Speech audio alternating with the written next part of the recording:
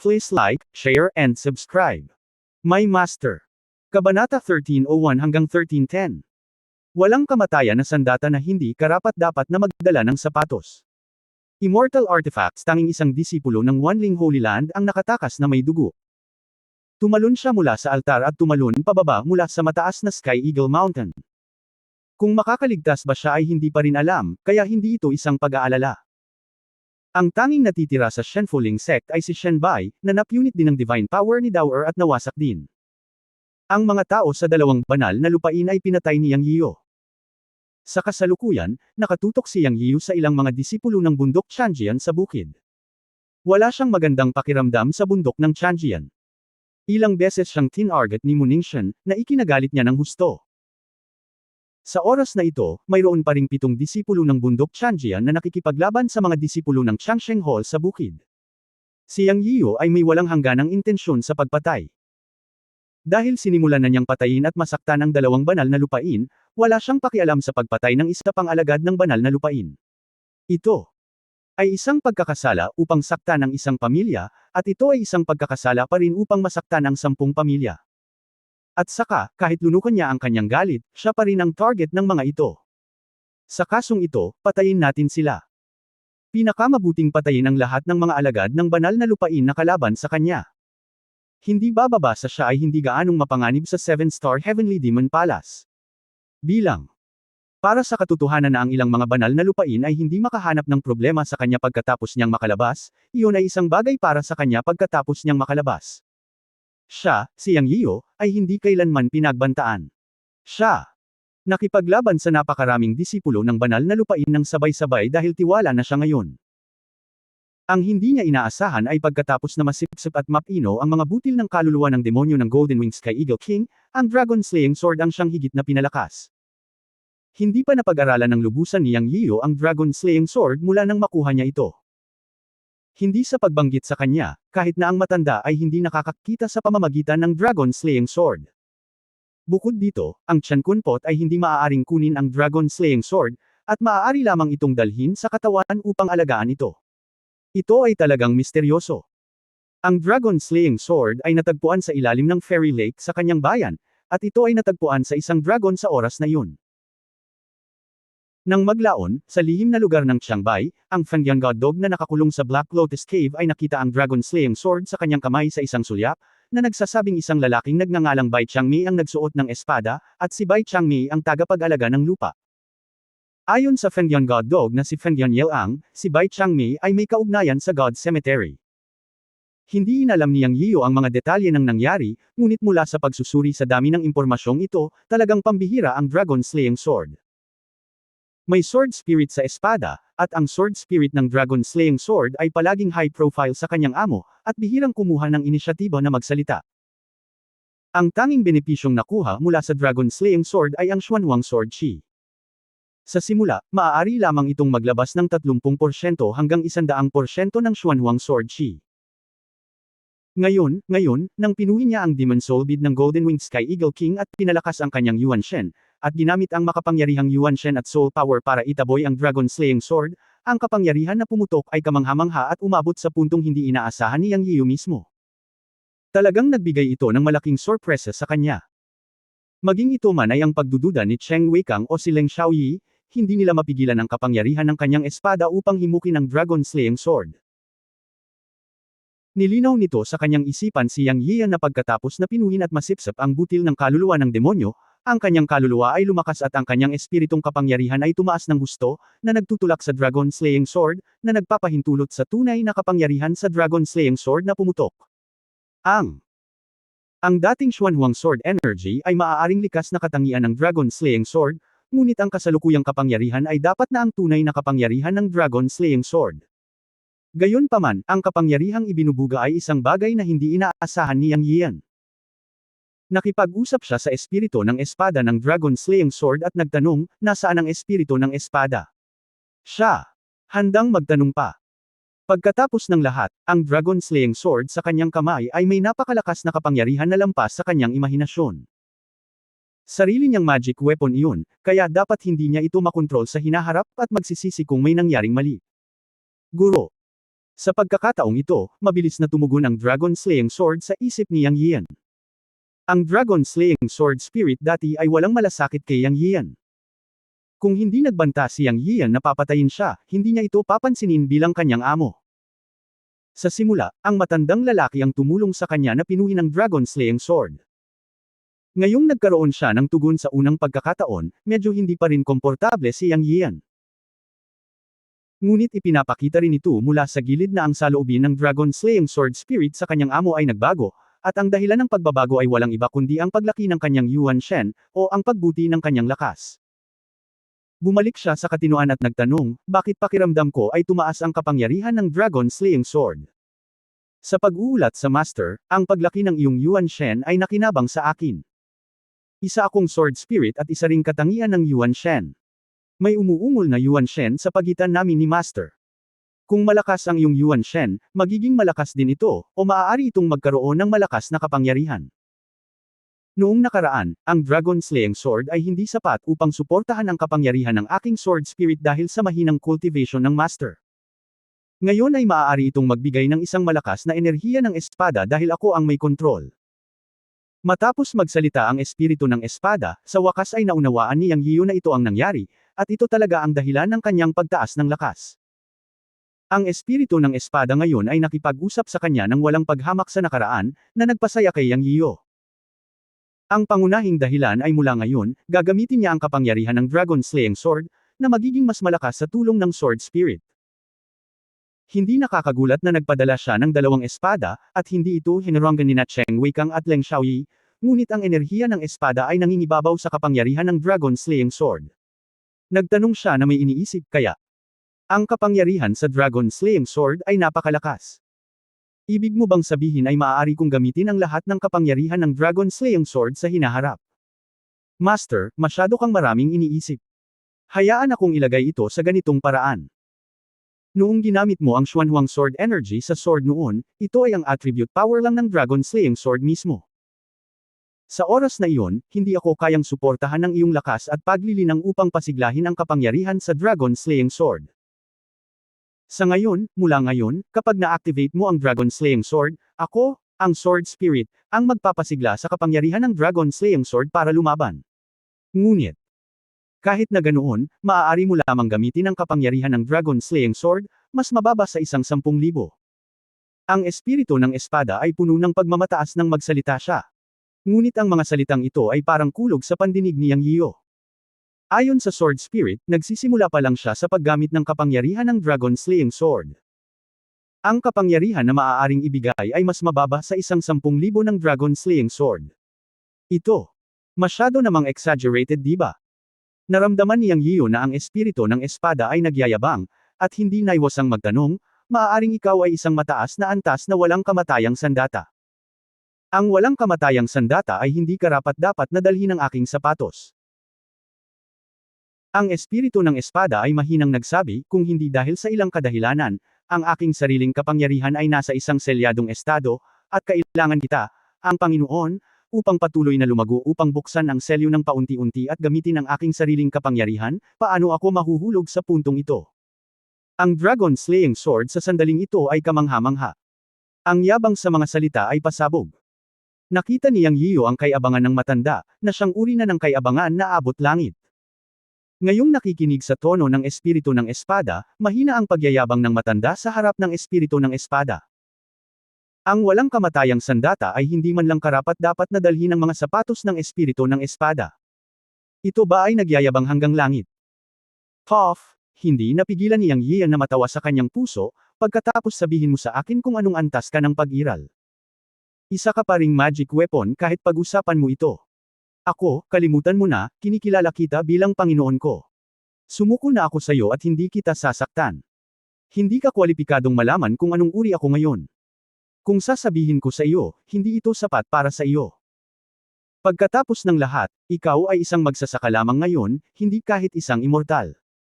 Kapag naging immortal ka balang araw, natural na malalaman mo kung anong klaseng pag-iral ako. Nagmalaki muli ang espiritu ng espada sa dulo. Hindi nakaimik si Yang Yian. Ilang beses niya itong tinanong, ngunit hindi niya ito sinasagot. Kinailangan niyang sumuko. Anyway, tama ang Sword Spirit. Kahit anong uri ng kahangahangang bagay ang espiritu ng espada, siya, si Yang Yian, ang master ng Dragon Slaying Sword ngayon, at sapat na ito. Ito. Ilang sandali lang ang itinagal ni Yang Yian upang makausap ang espiritu ng espada sa kanyang isipan. Hinimok niya ang mga pakpak sa likod niya na sumugod sa isang disipulo ng bundok Chanjian at ibinayo ang espada. Boss! Ang Dragon Slaying Sword ay sumabog sa isang makinang na pilak puting liwanag, at sa tulong ng bilis ng gininto ang pakpak ni Yang Yian, nilaslas niya ito ng isang espada. Ding! Sa susunod na sandali, isang lumilipad na diwata ang hamarang sa Dragon Slaying Sword ni Yang Yiu, na gumawa ng malutong na tunog. Ang disipulo ng Chanjian Mountain ay may hawak na espada sa kanyang kamay, at isa pang espada ang lumipad palabas sa kanyang katawan upang harangan si Yang Yiu. Ang nakaraang pagpatay ni Yang Yiu sa mga disipulo ng Wanling Holy Land ay naging alerto sa mga disipulong ito ng Chanjian Mountain. Sa oras na ito, umatake si Yang Yiu na parang kidlat, ngunit handa rin silang lumaban. Gayunpaman, ang kasalukuyang Dragon Slaying Sword ay hindi pangkaraniwan. Ang kapangyarihang ipinapakita nito ay ang kapangyarihan sa loob mismo ng espada, ang kapangyarihang pinangungunahan ng espiritu ng espada, hindi ang dating kapangyarihan ng katangian. Ang lumilipad na espada ng alagad ng bundok Chanjian ay parang subang na sinusubukang pigilan ang isang karwahe. Sa isang ding, ang kanyang lumilipad na espada ay direktang pinutol ng espada ni Yang Yiu. Puff! Ang sword energy ng Dragon Slaying Sword ay sumabog at direktang hinati sa kalahati ang disipulo ng Chanjian Mountain. Muling sumugod si Yang Yiu sa gilid ng isang disipulo ng Chanjian Mountain, at tinusok ang kanyang ulo ng isang espada kamatayan. Sa isang kisap mata, dalawang magkasunod na tao ang napatay ni Yang Yiu. Sa oras na ito, si Mu Ningxian, na mahigpit na nakikipaglaban kay Mu Changfeng, ay nagmamasid sa sitwasyon sa field at ang kanyang mukha ay nagbago ng husto. Binibigyang pansin niya si Yang Yiu mula nang patayin ni Yang Yiu si Cheng Weikang. Sa isang iglap, pinawi ni Yang Yiu ang mga disipulo ng Wanling Holy Land. Ngayon ay nababalisa si Mu Ningxian matapos makita na sinimulan niyang katayin ang kanyang mga disipulo ng bundok Chanjian. Bigla niyang inilabas ang kanyang lakas at pinilit si Mu Changfeng pabalik gamit ang isang espada, at sumigaw sa buong audience, umalis, pumasok sa susunod na palasyo. Ang pagiging kakaiba ni Yang Yiu ay natakot kay Mu Ningxian. Ayaw niyang isakripisyo ang buhay ng mga disipulo ng bundok Chanjian. Bukod dito, kung magpapatuloy ito, malapit nang magsanib puwersa si Yang Yiu kay Mu Changfeng para palibutan at patayin siya. Siya ay pantay na pinares kay Mu Changfeng. Kung ay dadagdag si Yang Yiu, ito ay lubhang mapanganib. Habang sumisigaw, sumilip si Mu Ningxian sa pagbuo ng altar at nawala. Sa sandaling umalis si Mu Ningxian, ang natitirang mga disipulo ng Chanjian Mountain ay tumakas ng walang laban, ngunit ang isa sa kanila ay pinatay ni Yang Yiu, at dalawa ang hinabol ng apat na disipulo ng Changsheng Hall. Pagdating nila sa altar teleportation array, 2 tao na lang ang natira para makatakas. Nakita ni Liu Yichen ng Centennial Villa na hindi maganda ang sitwasyon. Nang sumigaw si Mu Ningxian na umatras, tinawag na niya ang mga disipulo ng Bailian Villa na umatras. Sa huli, ang mga taga Bailian Villa ang higit na nakatakas. Tanging si Mu Ningxian at isang disipulo ng Chanjian Mountain ang nakatakas sa teleportation array. Ang Bailian Villa ay may pinakamaliit na bilang ng mga nasawi, ngunit 4 na tao lamang ang kinuha ni Liu Yichen, na itinuturing na medyo malaking bilang. Ang mga tao sa dalawang banal na lugar na ito ay tumakas sa takot. Nang maglaon, muntik na silang mapatay ni Yang Yiu at tumakas ng magulo. Maliban sa mga tao ng Changsheng Hall at Xuanyuan Dynasty, mayroon pa ring mga tao na nakatayo sa field. Tanging si Daor lamang ang pumagitna sa mga bangkay at masayang tinipon ang mga singsing na imbakan ng mga taong ito. Bumalik si Daor sa kanyang orihinal na katawan na parang pusa at umikot sa paligid ng larangan ng digmaan, napakaliksi. Tungkol sa paglilinis ng larangan ng digmaan, hindi kailanman nag-alala si Yang Yian tungkol dito dahil naroon si Daor. Ang Immortal Stone ay gamulong din pababa mula sa malayo. Nakita ni Yang Yian na may mga bitik pa sa ibabaw ng Immortal Stone. Tila nataman ito ng husto ni Leng Xiaoyi. Hindi alam ni Yang Yian kung paano gagamutan ang Immortal Stone. Gamit ang isang kaway ng kanyang kamay, inilagay niya ang Immortal Stone sa Qiankun Pot Space. Mas mabuting hayaan siyang magpahinga. Ang Immortal Stone na may mga bitik ay hindi angkop para sa pakikipaglaban. Sa susunod na sandali, nalaman ni Yang Yian na maraming mata sa field ang nakatingin sa kanya, lahat ay nakatutok sa kanya. Sa labanang ito, 4 na disipulo ng Chiang Sheng-hol ang namatay, na orihinal na 8. 3 tao ang namatay sa Xuanyuan Dynasty, na pinakamaliit na nasawi. Talagang nakonsensya si Yang Yian sa dalawang pamilyang ito.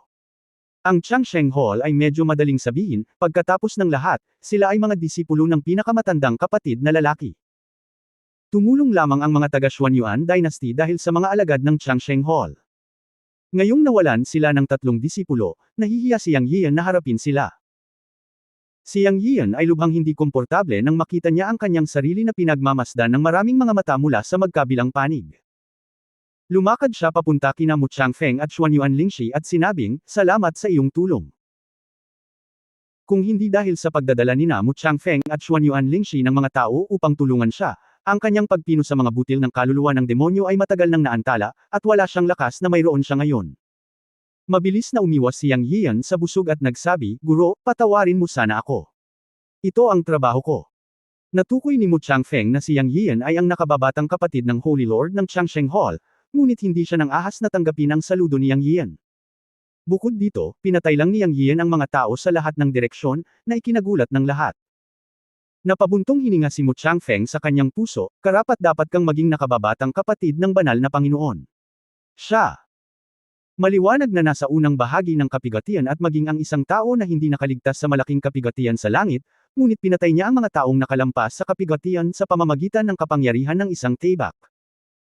Kung ito man ay si Cheng Weikang ng Wanling Holy Land o Leng Xiaoyi, alam ni Mu Changfeng na ang isa sa kanila ay isang elite na disipulo ng Wanling Holy Land, at ang isa ay anak ng Holy Mother of Wanling. Hindi sila madaling harapin.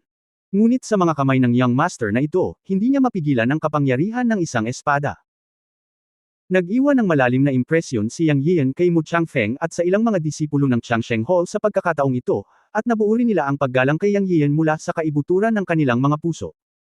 Sa isang banda, ito ay paggalang sa seniority ng Master, at sa kabilang banda, ito ay paggalang sa malakas. Sa mundo ng mga magsasaka, ito ang batas ng malakas na iginagalang. Napabuntong hininga ang lahat na ang Panginoon ay ang Panginoon. Bagamat hindi pa kumpirmado ang Master na ito, sa kanilang mga mata, tiyak na may kaugnayan siya sa Chiang Sheng-hol. Ang Dharma body ni Yang Yian ay natatangi sa Chiang Sheng-hol sa buong mundo ng paglilinang. Sa oras na ito, sinabi rin ni Xuanyuan Lingxi kay Yang Yian, "Magalang si Daoyo. Ang aking Xuanyuan Dynasty ay palaging nasa parehong bangka kasama ng Chiang Sheng-hol, at dapat tayong tumulong." Bihirang magsalita si Xuanyuan Lingxi mula simula hanggang wakas. Nang magsalita siya, ang kanyang boses ay parang kaaya-aya na parang maya sa tainga ni Yang Yian, puno ng magnetismo.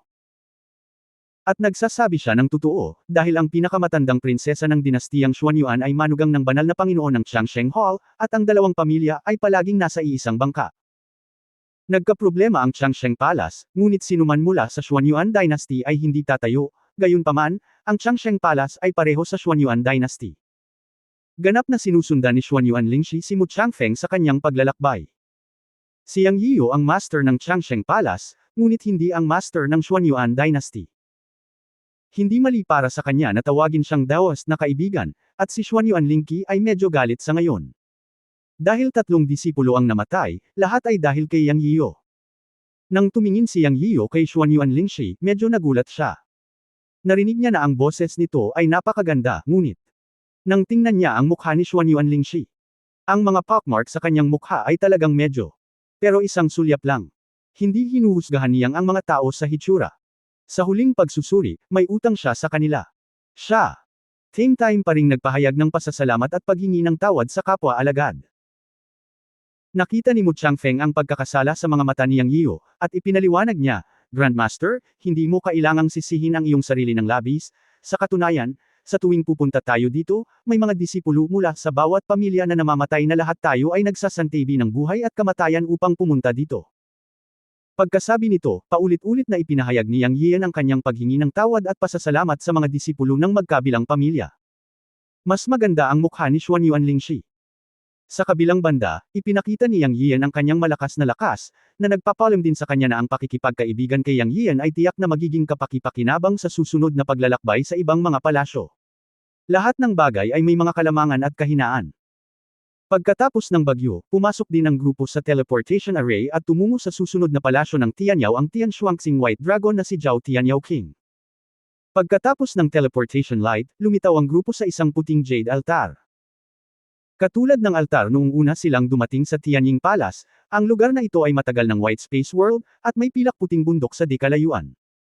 Mayroon ding tapyas na bato sa altar. Sa pagkakataong ito, hindi ipinaglaban ni Yang Yian ang immortal na bato, at alam din niya ang nilalamang nakatala sa stone tablet ng palasyong ito. Dahil parehong alam ni Mu Changfeng at Xuan Yuanlingshi ang lugar na ito. Ayon kay Mu Changfeng, ang mga tao mula sa 9 na mga banal na lugar ay dumaan sa 6 na palasyo, ang ika-7 palasyo lamang ang hindi nalampasan, ngunit sa pagkakataong ito ang lahat ay tiwala na makakarating sila sa ika-7 palasyo, at pagkatapos ay bubuksan nila ang kayamanan ng langit na palasyo ng demonyo. Ang palasyo ng White Dragon Zhao Heavenly Demon King ng Chanshuan Star ay nasa tiyan ng puting bundok na nakikita. Ang pasukan sa ika-3 palasyo ay nasa palasyo din ng White Dragon Zhao Heavenly Demon King ng Chanshuan Star. Isa rin itong hanay ng teleportasyon ng altar, at ang 7 palasyo ay karaniwang konektado ng mga altar. Gayunpaman, ang mga gantimpala sa White Dragon Zhao Heavenly Demon King ng Chanshuan Star ay iba sa mga reward sa Heavenly Eagle Palace. Ang reward ng Golden Winged Heavenly Eagle Palace ay ang Heavenly Eagle Blood Crystal, ngunit ang reward ng White Dragon Zhao Heavenly Demon King ng Chanshuan Star ay isang espiritual na gamot na tinatawag na Jiaolong Grass. Ayon sa stone tablet na naitala ni Mu Changfeng, ang Jiaolong Grass ay lumaki sa isang spiritual pool sa tiyan ng bundok mula sa katawan ng White Dragon Zhao Heavenly Demon King, kaya tinawag itong Jiaolong Grass. Ang bisa ng espiritual na gamot na ito ay napatunayan ng 9 na banal na lugar.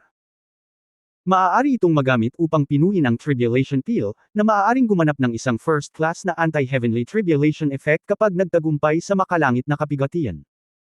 Hindi kinakailangang sabihin kung gaano kalakas ang kapangyarihan ng makalangit na kapigatian at kung gaano ito kahalaga sa mga magsasaka.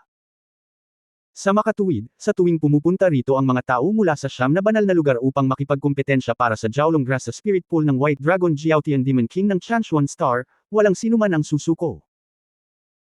Kahit na ang mga nagtagumpay sa makalangit na kapigatian ay nangangailangan ng isang mahalagang espiritual na gamot, dahil magagamit ang mga ito upang pinuhin ang Tribulation Pill para sa nakababatang henerasyon ng sekta, at maaari ding ipagpalit sa iba pang kinakailangang elixir. Ang pangunahing bagay ay ang Jiaolong Grass ay napakabihirang.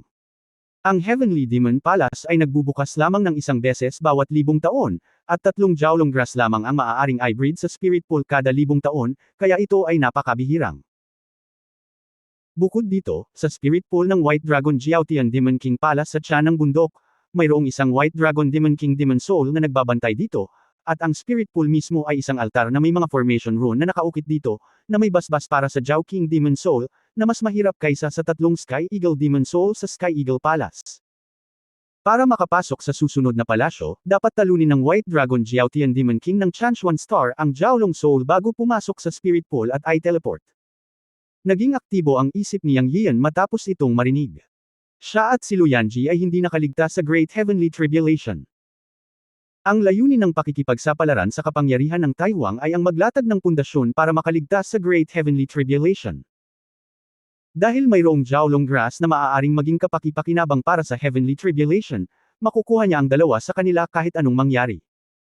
Kahit na may maliit na epekto ang Jiaolong Grass sa pag-survive sa Heavenly Tribulation, ayos lang. Pagkatapos ay naglakad ang grupo sa altar at naglakad patungo sa mga puting maulap na taluktok sa di kalayuan. Kung huli silang pumunta, wala silang bahagi ng Jiaolong Grass. Alam mo, ang Plum Blossom Fairy at ang mga tao mula sa Tongxian Palace ay pumasok na, gayon din ang mga disipulo ng Ghost City na pinamumunuan ni Ming Yuran, Jiang Shilong mula sa Daoxiang Holy Land, at sina Mu Ningxian, Liu Yichen at iba pa na nasa likuran nila ay nauna sa kanila. Gayunpaman, sinabi ni Mu Changfeng, Guru, huwag kang mag-alala. Isa itong bundok na nyebe kung saan hindi natutunaw ang nyebe. Mukhang malapit, ngunit talagang tumatagal ng 10 araw upang maglakad. Meron mga kuweba sa buong bundok. Ilang beses na kaming nakapunta dito at iba-iba ang pasukan sa bawat oras. Palagi silang nagbabago.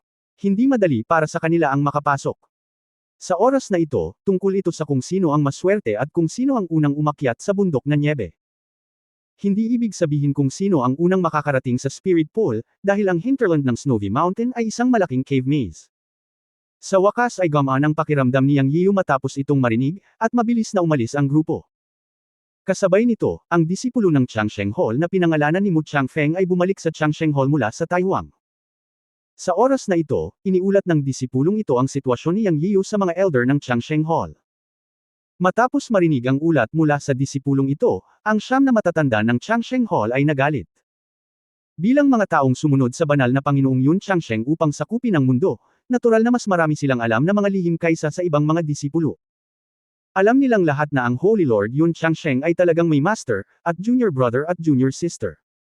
Maaari kang bumaba pansamantala. Hiniling ng matanda sa disipulo na umalis. Pagkatapos ay isinara ang pinto ng bulwagan. Sinabi ng dakilang elder, ang bagay na ito ay kakaiba at kailangang iulat sa banal na Panginoon para sa isang desisyon. Ang isa pang elder ay nagsabi, ang banal na Panginoon ay nasa pag-iisa. Masama kung istorbohin siya. Paano kung magpadala tayo ng isang tao upang tingnan ito? Ang dakilang elder ay umiling at sinabi, ang bagay na ito ay hindi pangkaraniwan, hindi ba natin alam na mayroon tayong mahiwagang kapangyarihan sa palasyo ng Changsheng? Huwag makipag-usap tungkol sa Panginoon ng banal na Panginoon sa ngayon. Hindi natin alam kung anong klaseng tao siya. Ang junior sister ng Holy Lord ay ang santo ng nakaraang henerasyon ng Tungsian Palace. Balitang-balita na umakyat siya sa Fairyland 10,000 taon na ang nakalilipas, at umakyat din ang junior brother ng Holy Lord. Ngayon ay biglang lumitaw ang isang taong nagngangalang Yang Yiyu, na maaaring gumanap ng Changsheng Supreme. Ang pinakamataas na supernatural na kapangyarihan ay ang orihinal na supernatural na kapangyarihan. Ang isang magsasaka na nakalampas sa kapigatian ay tiyak na hindi ang nakababatang kapatid na lalaki o babae ng Santo Panginoon. Ang antas ng paglilinang ay hindi pantay. Ngayon alam na ng buong mundo ng paglilinang na ang pinakamataas na supernatural na kapangyarihan ng immortalidad ay ang simbolikong supernatural na kapangyarihan ng aking Changsheng Palace. Hindi ito malaki o maliit sa oras na ito. Mas mabuting pumunta ako sa Santo Panginoon para iulat ito. Ang pangunahing punto ay maaaring sabihin ng kabilang partido ang dalawang pangungusap na sinasabi ng Saint Lord bawat taon kapag nag-aalay ng mga sakripisyo, Eternal Star Ziksha Changxi, ang daan patungo sa paghahanap sa tao ay hindi nakakalimutan ang orihinal na intensyon. Ang dalawang pangungusap na ito ay mukhang simple, at maraming tao ang nakakaunawa sa kanila, ngunit ang malalim na kahulugan ay alam lamang ng Santo Panginoon. Ako. Tandaan na minsang sinabi ng Saint Lord ang dalawang pangungusap na ito, na may kaugnayan sa kanyang master-disciple relationship, at napakahalaga, kaya mas mabuting mag-ulat sa Saint Lord. Matapos marinig ang sinabi ng dakilang elder, sunod-sunod na tumango ang iba pang matatanda. Pagkatapos ang figure ng dakilang elder ay unti-unting naglaho at nawala sa Changsheng Hall. Sa tuktok ng Changsheng Mountain sa Changsheng Holy Land, lumitaw ang figure ng dakilang elder. Dumating siya sa isang kubo na pawid sa tuktok ng bundok, yumuko at nagsabi, gusto ni Loye na makita ang banal na Panginoon at guluhin ang paglilinang ng banal na Panginoon. Sa totoo lang, wala akong choice. Isang tao sa mundo ng paglilinang ang nagsabi na si Loye ay hindi nang ahas na gumawa ng desisyon, kaya pumunta ako rito. Hindi natapos ng dakilang elder na si Loye ang kanyang mga salita. Naramdaman na lang niya ang kalusko sa hangin na nagpaputol sa kanyang pagsasalita. Alam ni Loye na ito ang pagsabog na dulot ng compressed space pressure pagkatapos lumampas ang bilis sa limitasyon ng katawan. Lihim niyang sinabi, muling bumuti ang paglilinang ng banal na Panginoon. Sa susunod na sandali, nakita niya ang banal na Panginoong Yun Changsheng na nagpakita sa kanyang harapan na may pulang mata. Sa tuktok ng Changsheng Holy Mountain, ang dakilang elder na si Luoye ay medyo nagulat sa reaksyon ng banal na Panginoon. Sa kanyang mga mata, ang banal na Panginoon ay palaging isang napakakalmang tao, at hindi siya magbabago ng kanyang kulay kahit na bumagsak ang langit at gumuho ang lupa. Ngunit nang makita ang banal na Panginoon na nanginginig ang buong katawan at ang kanyang mga mata ay namumula, siya ay nasasabik na hindi niya napigilan ang kanyang emosyon. Alam ni Luoye na si Yang Yiyan na nagpakita sa Taihuang ay talagang napakahalaga sa banal na Panginoon. Great Elder, huwag mong palampasin ang isang salita, sabihin mo sa akin, ano ang nangyayari. Si Yun Changsheng, na mukhang nasa maagang 20s, ay ang banal na Panginoon ng Changsheng Hall. Isa na siyang figure na nakatayo sa tuktok ng pyramid sa mundo ng mga magsasaka. Sa nakalipas na 10,000 taon, kakaunti ang mga bagay na maaaring magdulot ng mga alon sa kanyang puso. Ngunit ngayon lang, ang mga salita ng dakilang elder ay nagpabagal sa puso ng marangal na banal na Panginoon. Changsheng Xingchen Ziksha Changxi, ang orihinal na intensyon ng paghahanap ng daan ay nananatiling hindi nagbabago. Ito ang sinabi ni Master Yun Changxi sa kanilang mga kapatid sa simula. Ang pangungusap na ito ay kumakatawan sa kanilang apat. Ang punto ay naalala ni Yun Changsheng na sinabi ng kanyang amo na kung ang isang tao sa mundo ng paglilinang ay makapagsasabi nito, kung gayon ang taong ito ay magiging kanilang junior apprentice. Sa madaling salita, ang taong ito na nagngangalang Yang Yiyo ang huling disipulong tinanggap ni Master Yun Changxi. Mahigit 10,000 taon nang walang narinig si Yun Changsheng mula sa kanyang amo. Mahigit 10,000 taon na ang nakalilipas, umalis si Master Yun Changxi sa mundo ng mga magsasaka at pumunta sa mundo ng mga engkanto. Alam ni Yun Changsheng na si Master Yun Changxi ay isang tunay na makapangyarihang figure. Para sa kanya, ang paglalakbay sa pagitan ng mga mundo ay wala. Ang pagpunta sa mundo ng mga engkanto ay isang pangkaraniwang bagay, isang bagay ng isang pag-iisip. Ngunit si Master Yun Changxi ay nabuhay sa mundo ng paglilinang. Pupunta lang siya sa fairy world kapag may gagawin siya. Gayunpaman, mula noong panahong iyon, hindi na bumalik si Master. Nang maglaon, nalaman ni Yun Changsheng na naaksidente si Master sa mundo ng mga engkanto. Kung tungkol sa mga dahilan, hindi niya masyadong alam. Anyway, wala nang balita tungkol kay Master mula noon, maging sa mundo ng engkanto o sa mundo ng paglilinang. May nagpadala ng balita mula sa mundo ng mga engkanto na si Master Yun Changxi ay bumagsak, ngunit hindi ito pinaniwalaan ni Yun Changsheng. Kanina pa niya hinihintay ang pagbabalik ni Master sa mundo ng cultivation. Walang nakakaalam kung anong posisyon ang hawak ni Master Yun Changxi sa kanyang puso. Ngunit ngayon, sa wakas ay may balita. Bagamat hindi ito balita ni Master, dapat itong nauugnay kay Master. Si Yang Yiyo ay malamang na huling disipulo ng guro. Matapos ang mahigit 10,000 taon, sa wakas ay may balita na si Master. Paanong hindi masasabik si Yun Changxi? Matapos iulat ng dakilang elder na si Luo Ye ang sitwasyon, nanlumo si Yun Changsheng at nagsimulang isipin ito sa kanyang isipan. Kung si Yang Yiyo ang huling disipulo ng guro ay mapapatunayan lamang pagkatapos nilang magkita, ngunit naniniwala si Yun Changsheng na kahit na hindi si Yang Yiyo ang huling disipulo ng guro, dapat ay kamag-anak siya ni Master. Ang Supreme Divine Power of Immortality, at ang orihinal na Divine Power, ay hindi matatagpuan sa mundo ng cultivation maliban sa mga tao sa kanyang Changsheng Palace. Imposibleng malaman niya ang tungkol sa mga nakababatang kapatid niya. Ayon sa ulat ng dakilang elder, si Yang Yiyo ay nasa panganib ngayon sa Taihuang.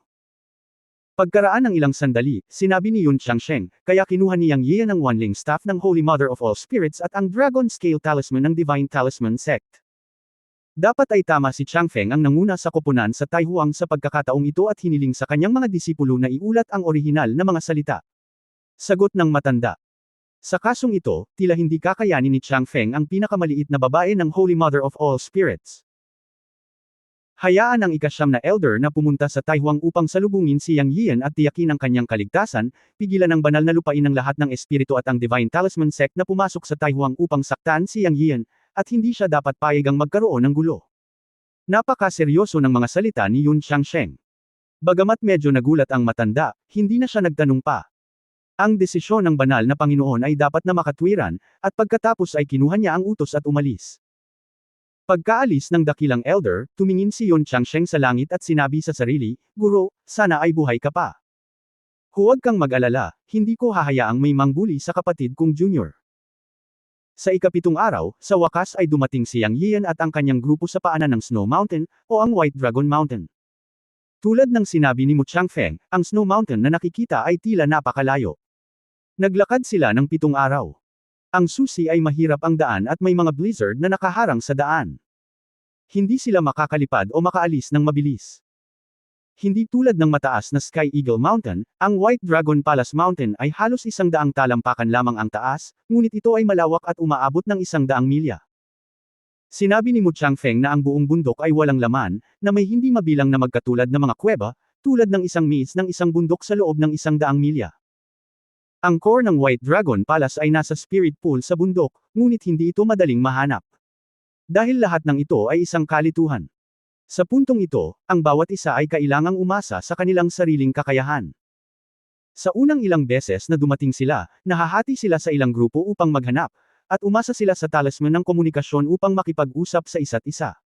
Kung sino man ang nakahanap nito ay aabisuhan ng isa't isa. Gayunpaman, tumagal ng ilang buwan upang mahanap ang underground spirit pool sa bawat pagkakataon, ang pinakamabilis na kalahating buwan, at ang pinakamabagal na 3 buwan. Sa pagtingin sa malalawak na bundok na natatakpan ng nyebe, nakita ni Yang Yiyo na ito nga ay tulad ng sinabi ni Mu Changfeng, lahat ng mga kuweba, ang buong bundok ay parang pugad ng malaking putakti, at ang laki at hitsura ng mga pasukan ng kuweba ay pareho. Nang umakyat sa bundok, si Mu Changfeng ay naglabas ng isang talisman ng komunikasyon na gawa sa isang uri ng balat ng halimaw at sinabing, "Guro, ito ay isang talisman sa komunikasyon. Master, mangyaring tanggapin ito." Madaling maligaw pagkatapos makapasok sa kuweba sa tiyan ng bundok. May malamig na hangin at hamog sa kuweba, at mayroon ding ilang halimaw at maliliit na demonyo. Gamit ang talisman ng komunikasyon, maaari kang makipag-usap sa isa't isa kung sakaling mawala ka o nasa panganib. Umiling si Yang Yiyo at sinabing, "Mayroon akong talisman sa komunikasyon. Nag-iiwan ka lang ng marka sa communication talisman ko." Walang pakialam na sabi ni Yang Yiyo. Mapait na ngumiti si Mu Changfeng at sinabing, "Guro, ito ang espesyal na talisman ng komunikasyon na ginawa namin para makapasok sa Heavenly Demon Palace. Ang iba pang mga anteng-anteng sa komunikasyon ay hindi maaaring gamitin dito dahil sa mga paghihigpit ng mga batas. Tanging ang espesyal na talisman ng komunikasyon na ito ay gumagana.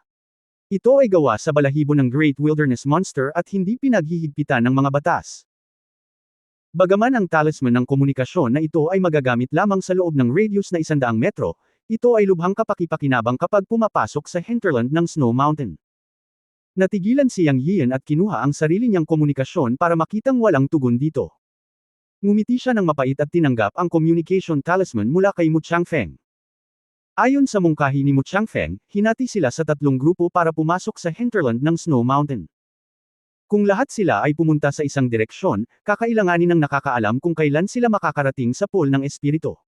Kung sila ay nahahati sa 3 grupo, magkakaroon ng 3 pagkakataon. Ang bawat isa ay makikipag-ugnayan sa isa't isa gamit ang talisman ng komunikasyon, at kung malalaman ng isang partido, ang iba pang 2 partido ay maaaring dumating ng mabilis. Sa mga tuntunin ng kasalukuyang bentahe sa numero, 4 na disipulo lamang ang dinala ni Mu Changfeng. Mayroon pang 7 si Xuanyuan Lingxi, at si Yang Yian ay sinamahan lamang ni Daoer. Sinabi ni Mu Changfeng sa 2 disipulo ng Changsheng Hall, "Dapat ninyong sundan ang master." Paulit-ulit na sinabi ni Yang Yian, hindi, wala kang maraming tao sa paligid mo, mayroon pa akong mga kasama, marahil ay nahulaan mo na mayroon akong mga armas sa kuweba, ilalabas ko sila mamaya. Ito. Nag-alinlangan si Mu Changfeng nang marinig niyang sinabi ito ni Yang Yian, pagkatapos ng lahat, natukoy na niya na si Yang Yian ay ang junior brother ng Holy Lord Yun Changsheng, at ayaw niyang magkamali si Yang Yian. Ngumiti si Yang Yian at sinabi, "Huwag kang mag-alala, hindi ako walang paraan, haha, naayos na, namumuno ka sa isang paraan, Miss Lingxi sa isang paraan, pupunta ako sa isang paraan, hindi ba ginagamit natin ang talisman ng komunikasyon upang makipag-ugnay sa isa't isa? Walang problema, hindi tayo mahuhuli sa iba, kung hindi natin mahanap ang pool ng espiritu, pagkatapos ay mag-aaksaya tayo ng maraming oras." Nang marinig na sinabi ito ni Yang Yian, hindi na iginiit ni Mu Changfeng, kung tutusin, nakita na niya ang paraan ng master ng pagpatay kina Cheng Weikang at Leng Xiaoyi gamit ang 2 espada noon. Sa lakas, naniwala si Mu Changfeng na si Yang Yian ay mas malakas kaysa sa kanya ngayon. Pagkatapos ang 3 partido ay pumili ng direksyon para makapasok sa Snow Mountain Cave. Dinala ni Yang Yian si Daoer sa kuweba at nalaman niyang napakaluwang ng buong kuweba. Bagaman ito ay hindi masyadong regular, ang pinakamakipot na lugar ay 3 metro ang lapad at 6 na metro ang taas, at ang pinakamalawak na lugar ay halos 10 metro ang taas at 8 o 9 na metro ang lapad. Malaki talaga. Mas malalim ang pagpasok mo sa buong kuweba, mas malamig ito. Pagkatapos lumakad ng ilang dosenang metro ang lalim, may mga kuweba na sunod-sunod. Pagkatapos maglakad papasok, lahat sila ay gawa sa iisang materyal na nagyayelong bundok, makinis at maliwanag, may mga refleksyon, at hindi man lang madilim. Ito ay tulad ng paglalakad sa isang kristal na kuweba, o isang kristal na maze. Pagpasok mo ng 100 metro ang lalim, biglang tumili si Daoer sa balikat mo. Tumingin si Yang Yian sa harap at nakita ang isang makapal na puting fog na lumulutang sa kanyang harapan. Upang maging tumpak, ito ay ang malamig na hangin na nabuo sa yungib. Binawi siya nito sa isang iglap. Nang inag si Yang Yian sa isang iglap. Kahit matipuno ang katawan ay ramdam niya ang matinding lamig. Kinailangan niyang gamitin ang Chenkun Zhaohuagang para mas gamaan ang pakiramdam at mawala ang lamig. Gaya ng sinabi ni Mu Changfeng, ang visibility ay nabawasan sa 3 metro pagkatapos lumitaw ang malamig na hangin sa kuweba. Bukod dito, sa paglipas ng panahon, nalaman ni Yang Yian na ang malamig na hangin ay lumalakas, at kailangan niyang patuloy na tumakbo ang mga kasanayan upang labanan ang pagguho ng malamig na hangin. Sa bilis na ito, tila habang tumatagal, mas mauubos ang totoong enerhiya sa katawan, at mas malalim ang malamig na hangin. Mas magiging malakas ito. 100 metro lang ang layo nito. Ang buong Snow Mountain ay 100 metro ang haba. Hindi maisip ni Yang Yiyo kung gaano kalakas ang lamig ng hangin kapag nakapasok siya sa spirit pool sa hinterland ng Snow Mountain. Sa tingin ko hindi ito dapat maliitin. Pagkarating dito, ang sigaw ni Dower ay isang babala. Huminto si Yang Yiyo at sinenyasan si Dower na huwag gumawa ng ingay. Sinabi ni Mu Changfeng na mayroong kaluluwa ng demonyo dito. Ito ay isang uri ng demonyo na nabuo ng sinaunang kaluluwa ng demonyo na sira at hindi nakakalat. Bagamat hindi ito makapangyarihan, napakahirap itong harapin. Huwag mong hayaang maakit ka ng sigaw ni Dower. Tsaka may mga tao dito bukod sa demonyong kaluluwang demonyo. Ang buong tiyan ng bundok ay isang malaking maze, at maaari kang makasagasa sa munition at sa iba pa, kaya mag-ingat. Natahimik si Dower, ngunit tumingkayad sa balikat ni Yang Yiyo at nakatitig sa harapan ng may pagbabantay. Hinawakan din ni Yang Yiyo ang Dragon Slaying Sword sa kanyang kamay gamit ang kanyang backhand, handang umatake anumang oras. May naramdaman din siyang papalapit sa hamog sa unahan. Sa sobrang lamig ng hangin, hindi mo na makikita, 3 metro lang ang nakikita mo. Nang ilabas ni Yang Yiyo ang kanyang espiritual na kamalayan sa pamamagitan ng Black Lotus Space upang suriin, nalaman niyang ang kanyang espiritual na kamalayan ay maaaring palabasin ngunit naharang ng malamig na hangin.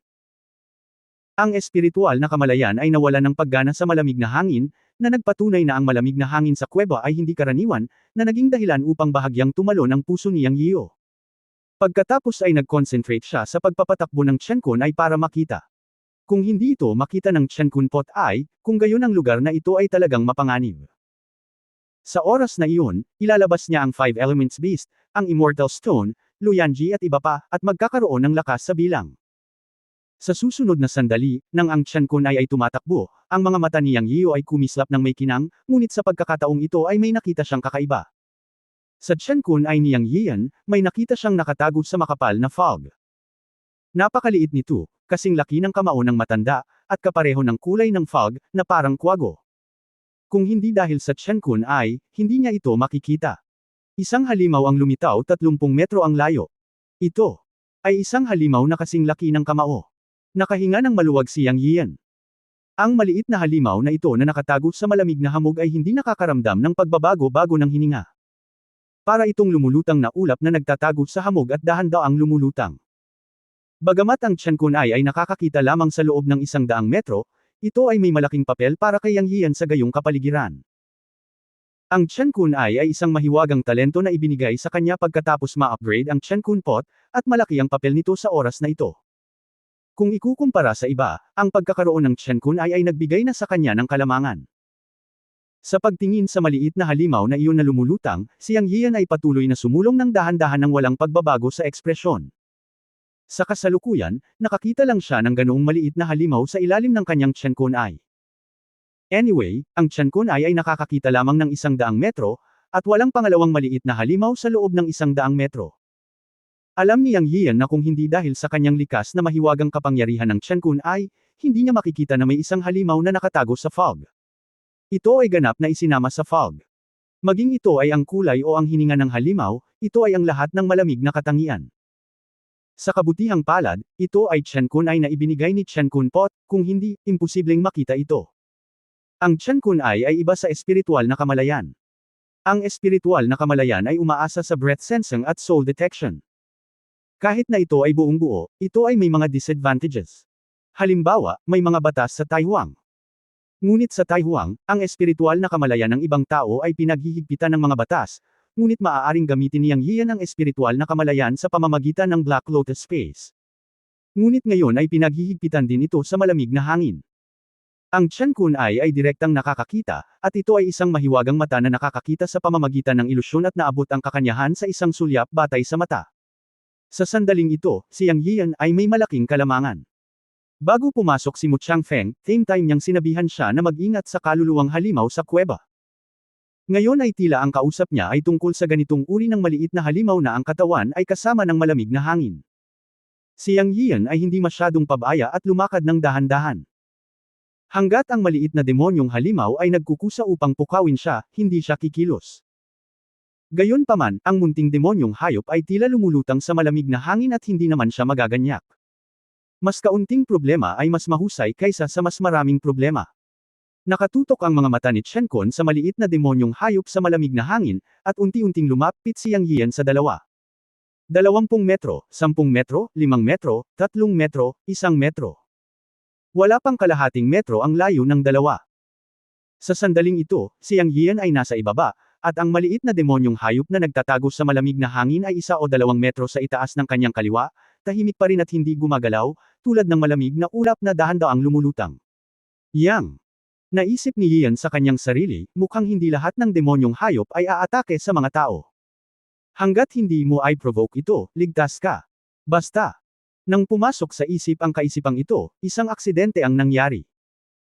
Sa oras na ito, ang maliit na demonyong nagtatago sa malamig na hangin ay talagang na-miss ng kalahating katawan si Yang Yian, at hindi gumagalaw sa lahat ng oras, ngunit nang i-relax ni Yang Yian ang kanyang pagbabantay, bigla itong gumalaw. Sa isang iglap, naramdaman ni Yang Yian ang lamig na 12-dosenang beses na mas malakas kaysa sa kuweba, tulad ng malakas na hangin. Walang paraan para maiwasan ito. Ang lamig ng malakas na hangin ay dumampi sa kanyang buong katawan. Masamang hayop. Galit na nagmura si Yang Yian. Alam niyang pabaya pa rin siya. Naparalisa siya sa hitsura nitong malakwagang halimaw. Sa mga mata ni Chenkon, sa isang iglap, ibinuko ng maliit na halimaw na ito ang bibig nito at bumuga ng malamig na hangin sa kanya, na bumubuo ng malakas na hangin na tinangay siya. Na may mabilis na pag-atake, nang si Yang Yian ay nagmamadaling hikayatin ang kanyang mahiwagang kapangyarihan, huli na ang lahat. Naramdaman na lang niya na ang kanyang buong katawan ay nagyelo sa loob at labas, at ang yelo ay nabuo sa ibabaw ng kanyang katawan, at siya ay na-freeze sa isang ice sculpture, kasama si Dower na nakasquat sa kanyang balikat, na naging isang ice sculpture din. Ang Chenkun creation power sa kanyang katawan ay mabilis na hinimok ang malamig na hangin na itaboy, ngunit hindi ito posibleng matuno saglit ang yelo sa kanyang katawan. Ang masama pa ay sa sandaling si Dower ay na-freeze sa isang iskultura ng yelo, ang parang kwago na maliit na halimaw ay gumalaw, at direktang bumagsak sa isang pilak puting ahas na lumilipad na may mga pakpak, na kasing liit lamang ng isang daliri, at tumama sa kanyang dibdib na parang kidlat. Sa susunod na sandali ay nabigla si Yang Yian, ngunit nalaman niyang ang maliit na halimaw na ito, na tila hindi gumagalaw na parang kwago, ay kumilos ng napakabilis at direktang pumasok sa kanyang katawan. Malinaw na naramdaman ni Yang Yian ang mas malalim na malamig na hangin sa kanyang dantian. Gayunpaman, nalaman niyang ang pabago-bagong maliit na demonyong ito ay naging napakalamig at yin na daloy ng hangin. Ito ay espiritual at makapangyarihan, at ito ay ang siksik na katawan ng malamig na hangin sa tiyan ng bundok. Ang hininga nito at ang lahat ay sobrang lamig.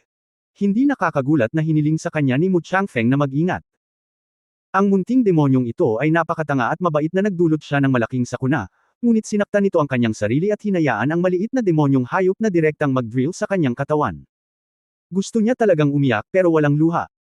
Gayunpaman, sa oras na ito, hindi siya makapaghintay para sa maliit na demonyo na naging isang lumilipad na ahas upang sirain ang kanyang purple na mansyon.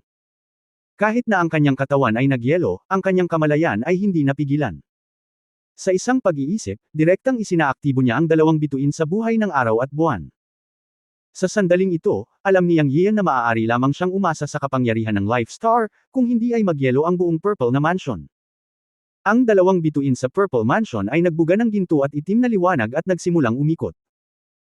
Ang bituin ng araw ay nagtataboy sa malamig na hangin, at ang Donghuang Bell ay direktang lumitaw, na tinakpan ng buhay na bituin at lumalaban sa pagguho ng malamig na hangin.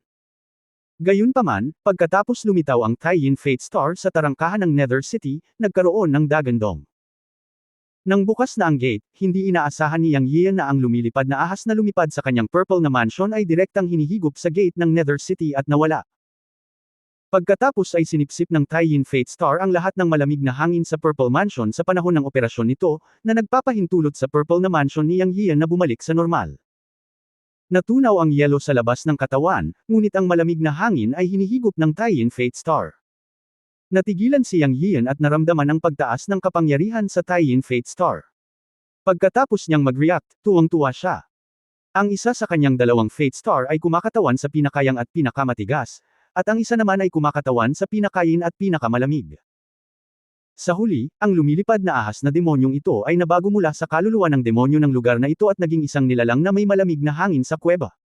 Bagaman ito ay isang demonyo, ito ay mas malakas. Sinabi ng matanda na kung nais niyang pagbutihin ang kanyang paglilinang sa hinaharap, ang kapangyarihan na kinakailangan para sa Purple na Mansion at ang dalawang Fate Star ay magiging isang napaka-nakakatakot na halaga, at ang kalamangan ay ang dalawang Fate Star ay kumakatawan sa pinagmulan ng kapangyarihan sa pagitan ng langit at lupa, at ang kombinasyon ng Yin at Yang ay maaaring sumipsip ng anumang kapangyarihan para sa kanyang sariling paggamit. Ang maliliit na demonyong hayop dito ay isang uri din ng kapangyarihan. Ang Sun Star ay may katangiang extreme yang at may repulsion, ngunit ang Moon Star ay may katangian na extreme cold, kaya tinatanggap nito ang lahat at dinadalisay ng Nether City Gate para mapataas ang kapangyarihan ng Star.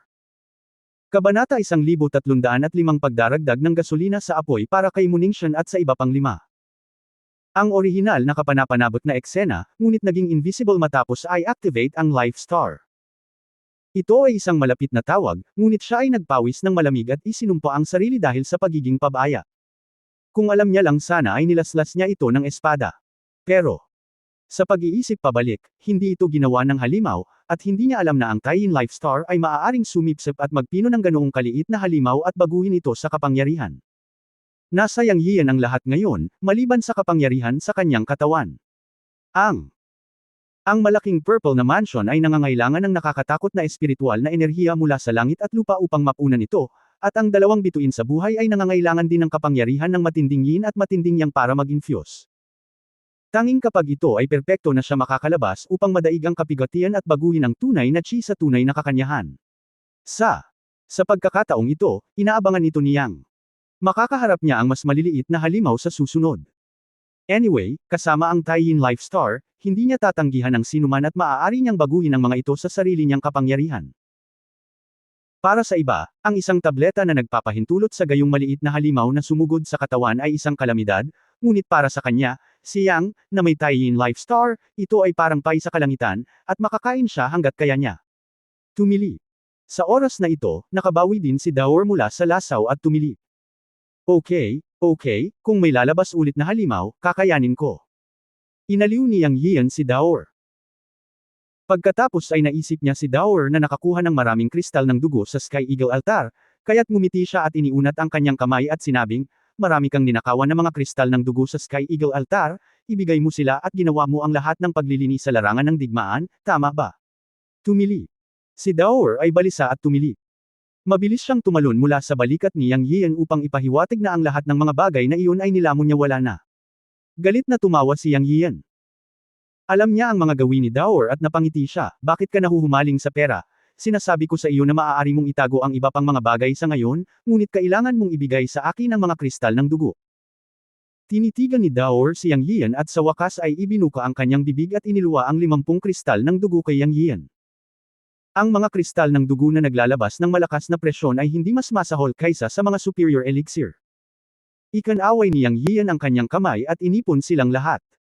Alam niya na si Daor ay makakapaglabas ng 50 kristal ng dugo, na nangangahulugan na ang munting money grubber na ito ay nakaagaw man lang ng 100 kristal ng dugo, ngunit hindi pinilit ni Yang Yian na hingin ito ni Daor. Dahil nakita niya si Daor na nagbagong anyo sa laki ng guya at direktang pinunit si Shen Bai at pinatay, alam niyang lumalaki na si Daor, ngunit hindi niya pinansin ang paglaki ni Daor noon. At ang paglaki ni Daor ay nangangailangan din ng maraming likas na materyales at kayamanan upang mapabuti, kaya iniwan ni Yang Yian ang natitira kay Daor, na nagpapahintulot sa kanya na dahan-daang matuno at lumaki. Inaasahan ni Yang Yian ang araw na ang dugo ni Daor ay naging isang tunay na lumilipad na Diyos na Ming sa hinaharap. Ito ay dapat na kamangha-manghang sa oras na iyon. Ang mga natamo ni Daor ay hindi maaaring bawian. Ang kakayahang mag-abot ng 50 kristal ng dugo sa kanya ay itinuturing na napakahusay noon. Pagkatapos ay kinuha ni Yang Yian si Daor at nagpatuloy sa pagsulong. Ang mas malalim sa yungib, mas malamig ito, at kinakailangan na patuloy na magsanay ng mga pagsasanay upang labanan ang lamig. Pagkatapos maglakad ng 7 o 8 milya, sa wakas ay nakatagpo niyang muli ang maliliit na demonyong hayop na nakatago sa malamig na hangin. Sa pagkakataong ito, 3 silang magkasunod na nakasalubong niya. Hiniling ni Yang Yian kay Daor na layuan siya, at direktang hinimok niya ang kanyang Life Star na pukawin ang mga demonyong hayop. Wala man lang siyang depensa. Katulad ng dati, ang 3 demonyong hayop ay naging lumilipad na ahas na gawa sa malamig na hangin at nag-drill sa purple na mansion ng kanyang katawan, ngunit ang resulta ay hindi sila hinihigop at pino ng Life Star, at naging enerhiya sa Taiyin Life Star. Habang naglalakad siya, nakalimutan ni Yang Yian ang layunin ng paghahanap ng spirit pool sa hinterland, at hinabol lamang niya ang maliliit na demonyong hayop upang palakasin ang kanyang sariling lakas. Habang nasa daan, nakatanggap siya ng daan-daang maliliit na demonyong hayop, na nagbigay sa kanyang Taiyin Life Star ng kalahati ng kapangyarihan. Ngunit nakalimutan niyang gamitin ang talisman ng komunikasyon para makipag-ugnayan kay Mu Changfeng at sa iba pa. Nang mag-react siya, ang talisman ng komunikasyon ay lumampas sa hanay ng komunikasyon, na nangangahulugan na nawalan siya ng pakikipag-ugnayan kay Mu Changfeng, Xuanyuan Lingxi at iba pa. Nakatayo doon na may mapait na ngiti, naisip ito ni Yang Yian at nagpas siyang pumunta saan man niya gusto. Anyway, mayroon siyang Chen-kunay at palaging pumupunta sa mga kuweba kasama ang mas maliliit na halimaw. Sa kanyang palagay, mas marami ang mga halimaw, mas malapit ito sa gitna ng yungib. Pagkatapos ay natural niyang makikilala si Mu Changfeng at ang iba pa. Kung ikukumpara sa kanyang sarili, alam niyang narito na sina Mu Changfeng at Xuanyuan Lingxi noon at hindi ito ang unang pagkakataon, kaya hindi niya kailangang mag-alala. Siya. Kinuha lang si Daor para sumipsip ng maliliit na halimaw sa kuweba, halos mabaliw. Pinuhat nila mo ng buhay na bituin ang maraming maliliit na halimaw.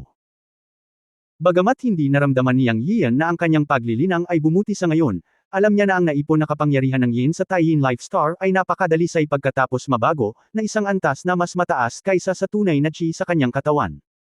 Naisip ni Yang Yian na kung may lalabas niya ang mga kapangyarihang ito sa Taiyin Star, tiyak na magkakaroon ng mga hindi inaasahang epekto. Ang kanyang sariling bituin sa buhay ang nakakaalam nito. Hindi nakalkulan ni Yang Yian ang oras. Sinabi lang niya na umasa siya sa Chen-kunay upang mag-shuttle sa mga kuweba na may maliliit na demonyong hayop. Matapos ang pagpino at pagsipsip ng daan-daang maliliit na demonyong hayop, isang araw ay narinig niya ang tunog ng pakikipaglaban sa malamig na hangin. Hindi malinaw na narinig ni Yang Yian ang boses na medyo pamilyar, ngunit tila nasa malayo ito. Matapos maingat na matukoy ang direksyon, naghanda si Yang Yian na hanapin ito upang makita kung si Mu Changfeng iyon at ang kanyang mga tauhan. Kasunod ng tunog, higit sa 10 minuto ang lumipas, ang tunog ng labanan sa tainga ni Yang Yian ay naging mas malinaw at mas malinaw. Huminto siya at nakinig ng mabuti, ngunit parang boses ni Mu Ningxian. Sa sandaling ito, pinaikit ni Yang Yian ang kanyang mga mata at nanunuya sa kanyang puso, ito ay talagang isang makitid na daan para sa mga kaaway. Si Mu Ningxian, isang elite na disipulo ng Chanjian Mountain, hindi siya kailanman nasaktan, ngunit tinarget niya siya ng ilang beses. Labis na nag-aalala siyang sa gayong kaaway na nagmamalasakit sa kanya.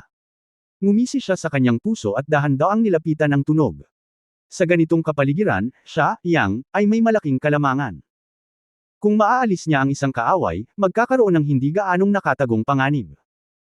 Pagkalipas ng ilang minuto, sa wakas ay nakita ni Yang Yian ang isang tao sa Chen-kunay.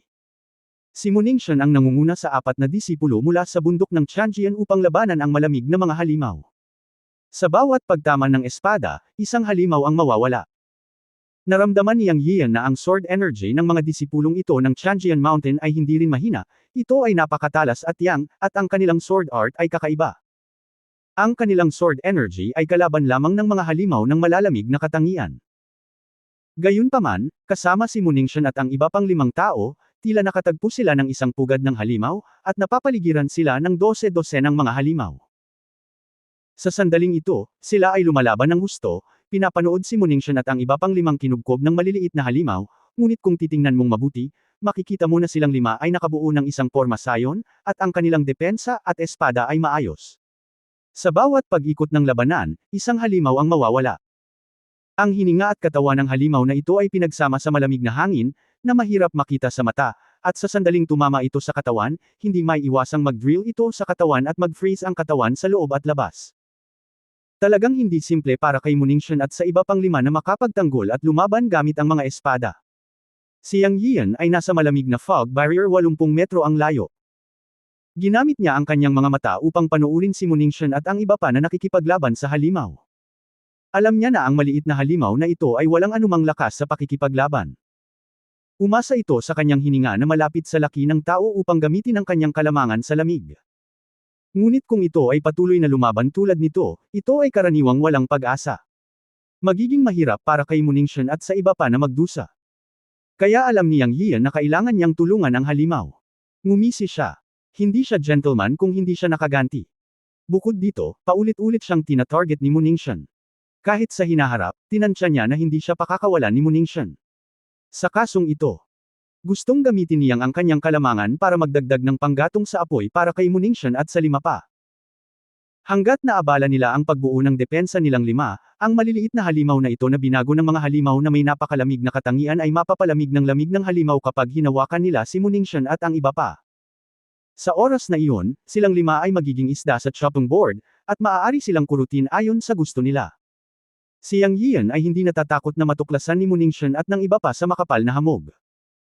Hindi magagamit dito ang espiritual na kamalayan, at ang visibility ng iba ay 3 metro lamang, ngunit si Yang Yiu ay may Chen Kun Ai, na nakakakita ng 100 metro. Hindi naman exaggeration na sabihing napakagaling niyang manloko. Kung hindi niya mapatay si Muningshan at ang kanyang 5 kaaway sa ilalim ng ganoong kanais-nais na mga kondisyon, hahamakin niya ang kanyang sarili. Na may masamang ngiti sa kanyang mga labi, hinawakan ni Yang Yiu ang dragon-slaying sword sa kanyang kamay at unti-unting lumapit. Ang kailangan niyang gawin ay talagang napakasimple. Basta mapatay niya ang isa sa kanila, masisira ang pormasayo nilang lima at magwawala ang depensa. Sa oras na iyon, ang malamig na halimaw ay agad na aatake kay Muningshan at sa iba pa. Anyway, walang ibang nakita sa malapit, kaya hindi mahirap patayin silang lima dito. Nang si Yang Yiu ay lumapit sa 10 metro, isang halimaw din ang nakatuklas sa kanya at sumugod sa kanya, ngunit hindi ito pinansin ni Yang Yiu, ngunit ginalaw ang kanyang mga paa at biglang sumugod. Mamatay. Puff. Ang taong sumugod para harangin siya ay direktang nahati sa kalahati ng walang kahit isang sigaw. Chapter 13:06, Sword vs. Sword, alin ang mas malakas? Biglang umatake si Yang Yian, at hindi siya nakikita sa ulap, at walang sino man ang umaasa na may lilito. Ang dragon-slaying sword sa kanyang kamay ay mas makapangyarihan na ngayon. Si Leng Xiaoyi, na nasa ganoong antas, ay hindi makalaban sa espada ni Yang Yian ng diretsyo, lalo pa ang isang ordinaryong disipulo ng bundok Tianjian. Siyempre, hindi naman mahina ang disipulong ito ng bundok Tianjian. Siya rin ay isang mahusay na pagiging perpekto sa paglilinang ng kapigatian. Ang pangunahing dahilan ay nahuli siyang sa biglaang pag-atake, at ang espada sa kanyang kamay ay masyadong matalim. Ito ay medyo unfair na namatay siya. Siyang ay may balak na patayin siya sa isang suntok. Matapos patayin ang disipulong ito gamit ang isang espada, nasira ang formation defense ni Muningshan at ng iba pa. Sa susunod na sandali, 12-dosenang malamig na halimaw ang sumugod mula sa kapintasan. Isang mahinang ungol ang biglang tumunog. Yang Yian, hinahanap mo si kamatayan. Tumunog ang galit ni Muningshan. Tumalon ang mga talukap ni Yang Yian, at mabilis na dumating ang isang silver light sa kanyang peripheral vision. Nagmamadali niyang hinimok ang dragon-slaying sword sa kanyang kamay na lumaban. Ang nakita niya ay ang paglaslas ng espada ni Muningshan. Boom! Isang dagandong ang tumunog. Namamanhid ang braso ni Yang Yian at umatras siya. Nagulat siya nang mabilis niyang hinarang na espada. Tila si Muningshan ay hindi naapektuhan ng halimaw at lumaban sa kanya sa unang pagkakataon. Ang 3 pang nakaligtas na disipulo ng Tianjian ay hindi gaanong pinalad. Matapos makapasok ang halimaw sa kanilang katawan, nanginginig sila sa buong katawan at namuo ang hamog na nagyelo sa kanilang mga katawan. Sa mga mata ni Yang Yian, si Muningshan lang ang tila hindi masyadong naapektuhan. Sa pagmamasid, si Muningshan ay naglalabas ng sword energy na pumapailan lang sa kalangitan, ngunit hinuranggan niya ang halimaw na umatake sa kanya mula sa langit. Hindi nakakagulat na ang lalaking ito ay maaari pa ring lumaban sa kanya. Dapat ay mayroon siyang magic weapon sa kanya. Naisip niya sa kanyang sarili na si Muningshan ay karapat-dapat sa titulong Little Sword Immortal. Nakita niya na ang mga elite na disipulong ito ng banal na lupa ay may mga trump card. Ngunit sa sandaling ito, habang umaatres si Yang Yian, muling sumalakay si Muningshan gamit ang isang espada. Ngumuso si Yang Yian at hinimok ang dragon-slaying sword. Paano siya natama ng isa pang espada? Siya! Nagpalit na ng lakas habang umaatres at bubunot na sana ng espada. Ngunit sa oras na ito, nagpakawala si Daor ng isang matalim na mahabang sipol. G. Naging gintong ilaw si Daor at dumiretso sa Muningshan. Ngumuso si Muningshan, at ang kanyang katawan ay kumislap ng kulay pilak na liwanag at lumipad patungo sa Daor. Daor, bumalik ka. Labis na balisa si Yang Yian nang makita niya ito. Nakita niya na ang pilak na ilaw sa katawan ni Muningshan na lumilipad patungo sa Daor ay isang lumilipad na espada. Pangunahing nililinang ng Tianjian Mountain ang swordsmanship, kaya normal para kay Muningshan na magkaroon ng ilang lumilipad na espada sa kanyang katawan. Ang susi ay natatakot si Yang Yian na magdusa si Daor. Ding-dang! Sa gitna ng mga kislap, si Daor, na naging guya sa sandaling ito, ay sumalakay ng higit sa imahinasyon ni Yang Yian. Direkta niyang hinawakan ang lumilipad na espada ni Muningshan. Sa malutong na tunog, ang lumilipad na espada ni Muningshan ay direktang nabali ng matutulis na kuko ni Daor. Si Yang Yian ay nagulat at gumaan sa parehong oras. Alam niyang hindi man lang maghihirap si Daor. Ang talento ni Daor ay makikita sa kanyang matatalas na kuko noong siya ay nasa libingan ng underground villa sa sinaunang kabisera. Ganun pa rin hanggang ngayon. Ito ay talagang kamangha-manghang na maaari niyang mabali ang isang lumilipad na espada sa isang hampas. Hindi lamang si Yang Yian ang nagulat, ngunit ang puso ni Muningshan ay mabilis na tumibok. Mas alam niyang isa siyang flying fairy. Ang 7 lumilipad na espada sa kanyang katawan ay pawang mga kagamitan sa lupa na pinino ng ikatlong antas na engkanto sa lupa. Sino ang madaling pumutol sa kanila? Pero, ngayon madali itong nabali ng halimaw na may isang kuko. Ang mga lumilipad na espada na kanyang inalagaan ay ang lahat ng kanyang pagsusumikap. Dumudugo ang kanyang puso at lumubog ang kanyang puso. Alam niyang hindi madaling pakitunguhan si Yang Yian. Sa paligid ni Daor, napakahirap na. Sa isang iglap, hinabol niya si Yang Yian gamit ang isang espada, at mabilis na nag-react si Yang Yian pagkatapos ng panandaliang pagkawala ng malay at napatay si Muningshan. Pareho silang gumamit ng mga espada, at kung sino ang mas malakas at kung sino ang mas mahina ay matutukoy ng espadang ito. Ipinanganak sa bundok ng Tianjian, naniniwala si Muningshan na hindi siya pag-aari ng sinuman sa paraan ng espada.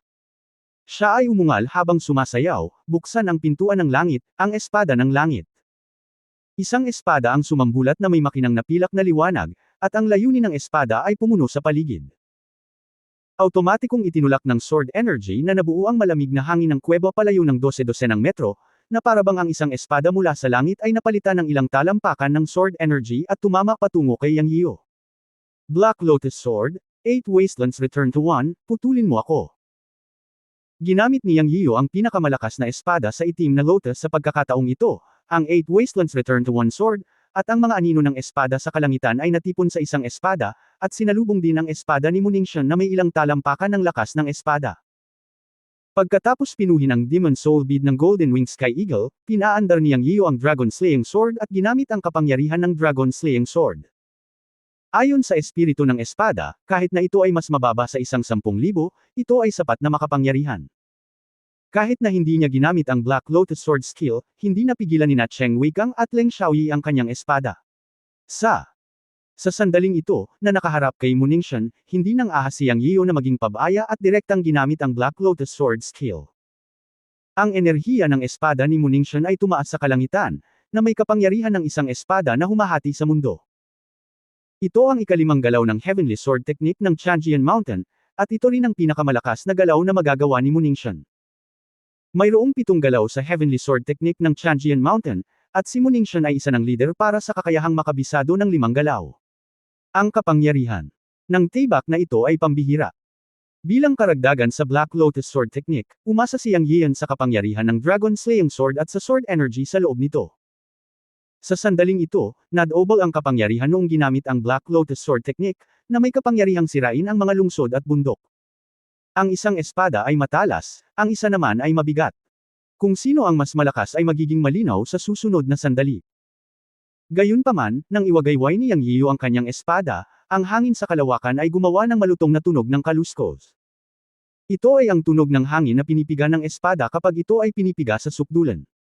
Sa isang kisap mata, nagsagupaan ang dalawang espada. Boom boom! Ang malakas na enerhiya ng espada ay bumangga, at ang mga hangin na nabuo ay sumabog ng sunod-sunod. Ang maliit na halimaw na nakatago sa makapal na malamig na hangin ay nabasag ng lakas ng espada. Nanginginig ang buong kuweba. Ang mga damit ni Yang Yiu ay nabasag ng hangin, ngunit hindi siya umatras, at ang espada sa kanyang kamay ay lamalas pa rin pababa. Ngunit ang mukha ni Muningshan ay nagbago ng husto. Naramdaman niya na ang sword energy ni Yang Yiu ay parang bundok na direktang dumidiin sa kanya. Walang pag-aalinlangan, ginalaw niya ang kanyang isip at isinaaktibo ang baluti. Ngunit kahit na ganoon, naramdaman pa rin ni Muningshan na hindi niya kayang labanan ang parang bundok na sword pressure ni Yang Yiu, at nabigla siya. Naramdaman niya ang isang mapanglo ngunit labis na marahas at nangingibabaw na kapangyarihan mula sa enerhiya ng espada ni Yang Yiu, na lampas sa hanay ng ordinaryong enerhiya ng espada. Sa sword career ni Muningshan, naramdaman lang niya ang ganitong uri ng pakiramdam mula sa mga elder na iyon sa third turn earthly immortal level sa Tianjian Mountain. Alam niyang hindi niya kayang tanggapin o kayanin ang espada ni Yang Yiu. Siya, may ideyang umatras sa kanyang puso. Ngunit ganoon ba talaga kadali ang pag-urong? Si Muningshan, na nagsasagawa ng swordsmanship, ang nakakaalam na ang espada ay tatama sa target kapag ito ay nakalabas na. Ang swordsmanship ng mga master ay halos parang pagbubukas ng mga mata. Kung hindi na-resolve, hindi ka makakatakas, magtago pa. Sa pag-iisip na ito, ang puso ni Muningshan ay determinado, at siya ay umungal, at 6 na pilak na ilaw ang sumabog mula sa kanyang katawan. Ngunit iyon ang 7 lumilipad na espada na pinangalagaan sa kanyang katawan. Ang isa ay nasira ng dower ni Yang Yiyo, at ngayon ay 6 na lamang. Dumudugo ang puso ni Muningshan. Alam niya na sa sandaling ito ay magagamit na lamang niya ang natitirang 6 na lumilipad na espada upang labanan ang lakas ng espada ni Yang Yiyo, kung hindi ay hindi siya makakatakas. Nang patayin ni Yang Yiyo sina Leng Xiaoyi at Cheng Weikang gamit ang 2 espada sa Sky Eagle Altar, nagtaka si Muningshan kung gumamit ba si Yang Yiyo ng ilang espesyal na paraan upang patayin ang 2 tao, sa halip na gaano kalakas ang kanyang pagiging espada. Kaya naman naglakas loob siyang labanan si Yang Yiyo gamit ang kanyang espada. Ngayon alam na niya na ang espada ni Yang Yiyo ay talagang napakalakas kaya nagkaroon siya ng ilusyon na harapin ang 3 likod na Earth Immortal Old Monsters sa sekta.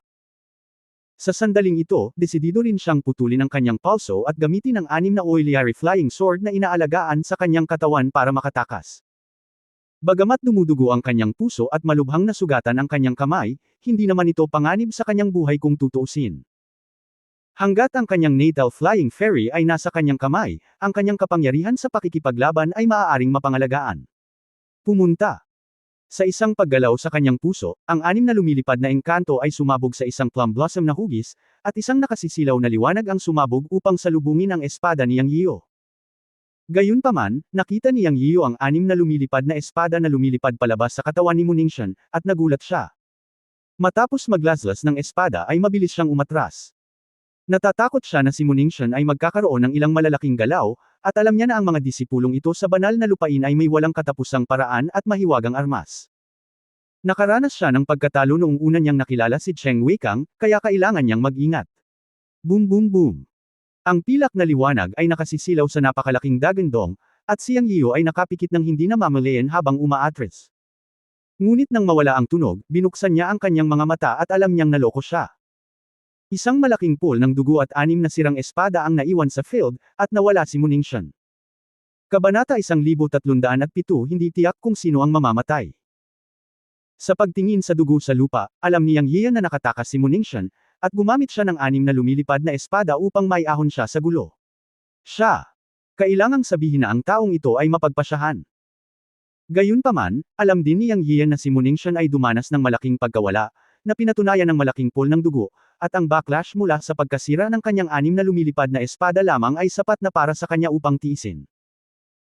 Alam ni Yang Yiyo na dahil ang lumilipad na espada na ito ay lumipad palabas sa katawan ni Muningshan, malamang na ito ang lumilipad na espada na kanyang inalagaan, at may mga marka ng kaluluwa dito, at anumang pagkasira ng kaluluwa ay mapipinsala ng husto. Si Chen Kun ay walang nakitang anumang bakas ng Muningshan, kaya maaari lamang niyang husgahan ang pangkalahatang direksyon. Hindi nagmamadaling humabol si Yang Yiyan, dahil alam niya na kung ang isang tulad ni Muningshan ay talagang gustong tumakas, hindi siya makakahabol. At mayroong 4 na disipulo mula sa bundok ng Chanjian sa bukid. Gayunpaman, nang tumingin si Yang Yiyan, siya ay natigilan. Nakita niya na ang 4 na disipulo ng bundok Chanjian ay may butas sa kanilang mga dibdib, at lahat sila ay mga eskultura ng yelo. Malinaw na ang mga butas ng dugo sa 4 na tao ay ang obra maestra ni Daoer. Matapos wasakin ni Daoer ang lumilipad na espada ni Muningshan, hindi pinansin ni Yang Yiyan si Daoer. Ngayon nalaman niyang si Daoer ay napatay ng hindi sinasadya. Ang 4 na disipulo ng bundok Chanjian ay nagligtas sa kanya ng problema. Gayunpaman, kahit na hindi ito gawin ni Daoer, ang 4 na disipulong ito ng bundok Chanjian ay tiyak na mamamatay kung sila ay papatayin ng napakaraming malamig na halimaw, dahil ang lamig ay ganap na nagyelo sa buong katawan sa loob at labas, maging ang kaluluwa, at may mga halimaw na umaatake sa kaluluwa, na isang dead end kahit paano mo ito tingnan. Ang malamig na hangin sa kuweba at ang nakapalibot na kapaligiran ay nabuo ng isang buo, at ang katangian ng kapangyarihan ng matinding yin at yang. Ayon kay Mu Changfeng, ang mga malamig na halimaw na ito ay talagang nabago mula sa mga sinaunang kaluluwang halimaw. Hindi sila simple sa kanilang sarili. Kapag sila ay na-drill sa katawan, sila ay talagang mamamatay ng walang mga espesyal na paraan ng pagtatanggol.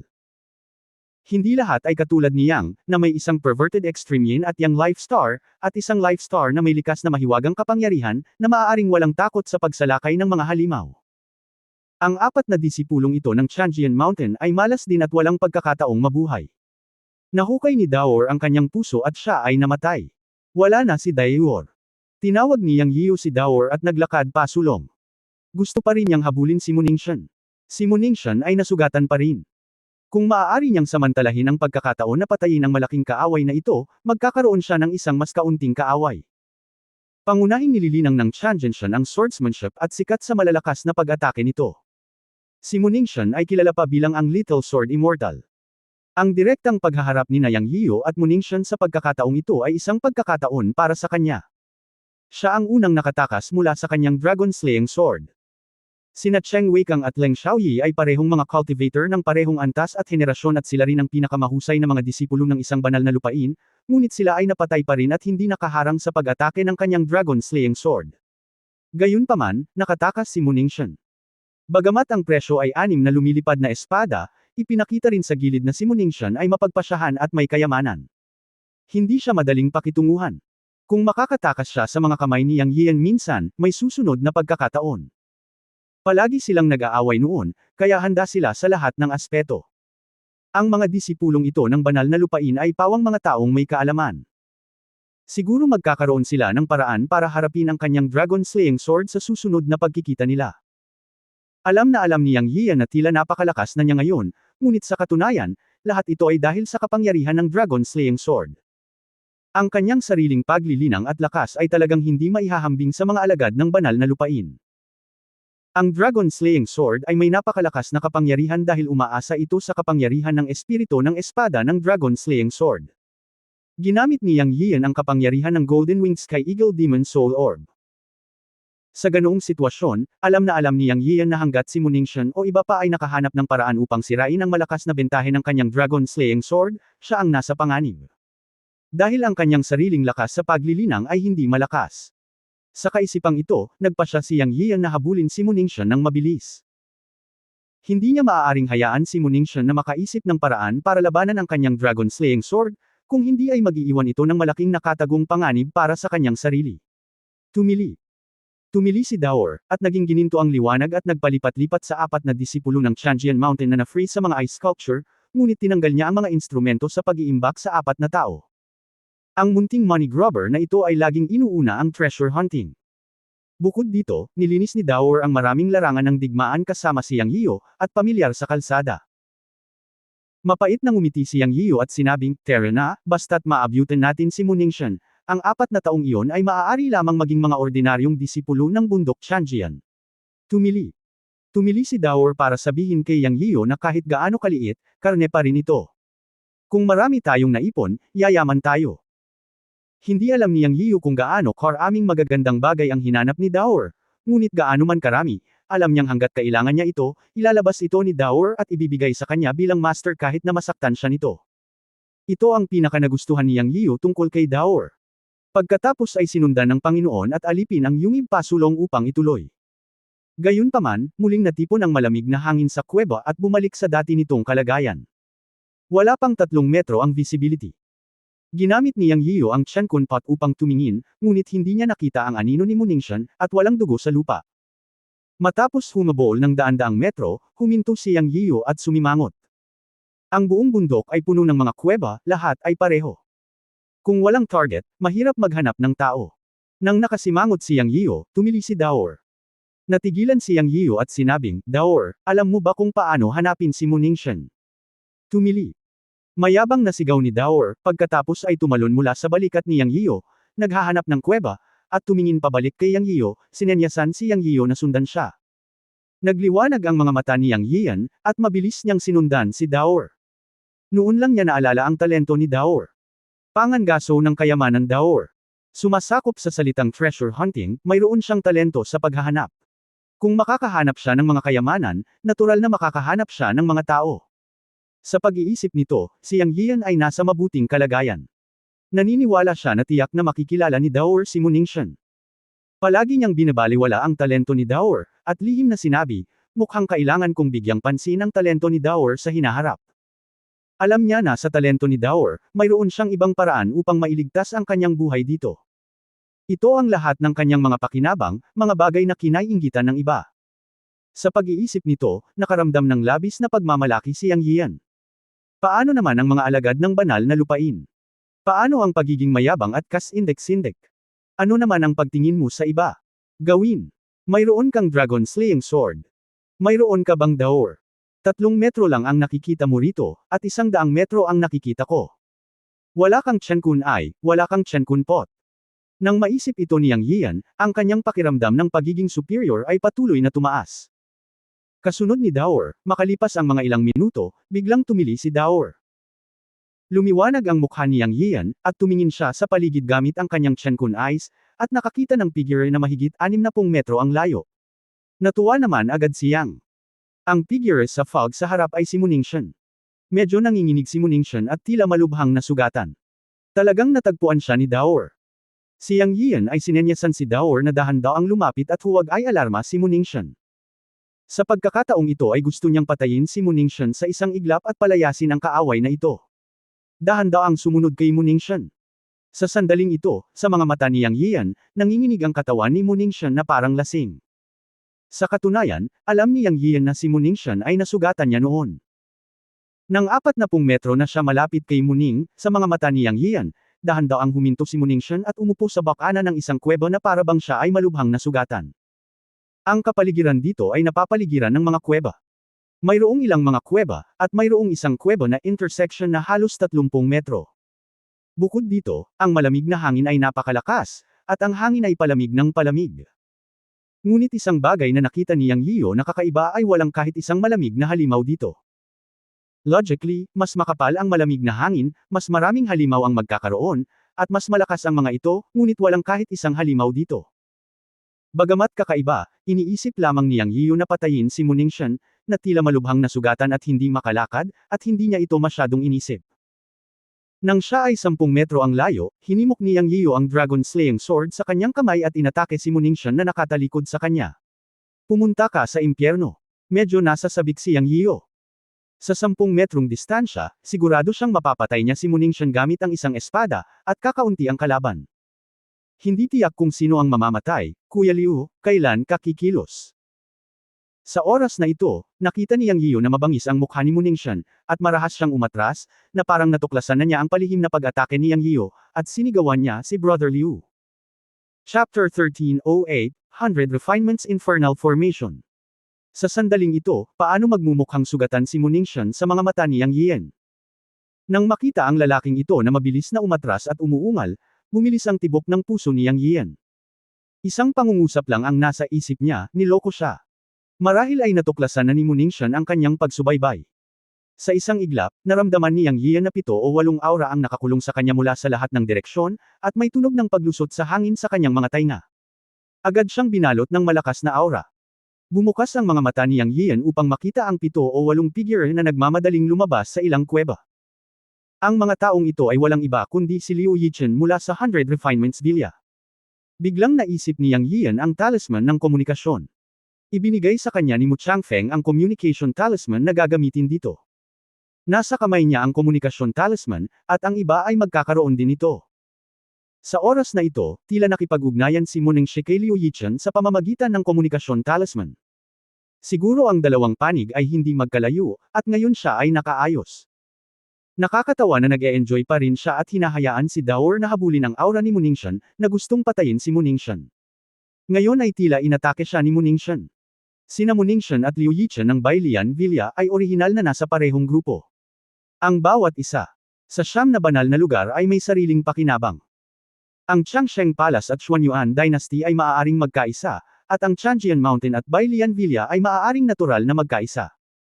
Sa sandaling ito, ang isipan ni Yang Yiyo ay nabigla at nang ahas siyang hindi maging pabaya. Alam niya na sina Muningshan at Liu Yichen ay dapat na malaking mamamatay kung makaatake sila. Siya hinimok ang Dragon Slaying Sword sa kanyang kamay nang hindi nag-iisip at hinampas ang Black Lotus 4 Transformation 8 Sword Chi. 8 itim na lotus ang nakakalat. Boom boom boom. Napapaligiran si Yang Yiyo, kaya ginamit niya ang pag-ataking ito ng Black Lotus 4 Transformation 8 Sword Chi para makabawi.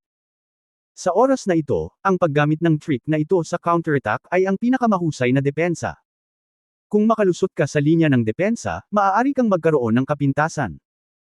Gayunpaman, isang mapurol na tunog ang lumitaw, at ang malamig na hangin ng buong kuweba ay no-attack ng enerhiya ng espada. Nakita niya si Liu Yichen at ang mga disipulo ng Bailian Villa na bumubuo ng pormasayon sa paligid niya.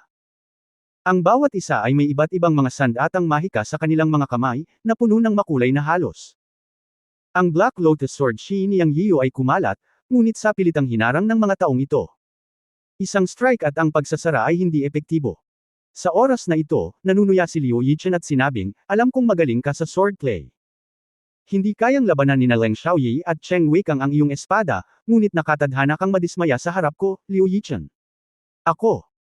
Hahayaan kang madalas na gamitin ang Bailian Purgatory Array ng aking Bailian Villa para ipaalam sa iyo na ang ating banal na lupain ay hindi kasing simple ng iniisip mo.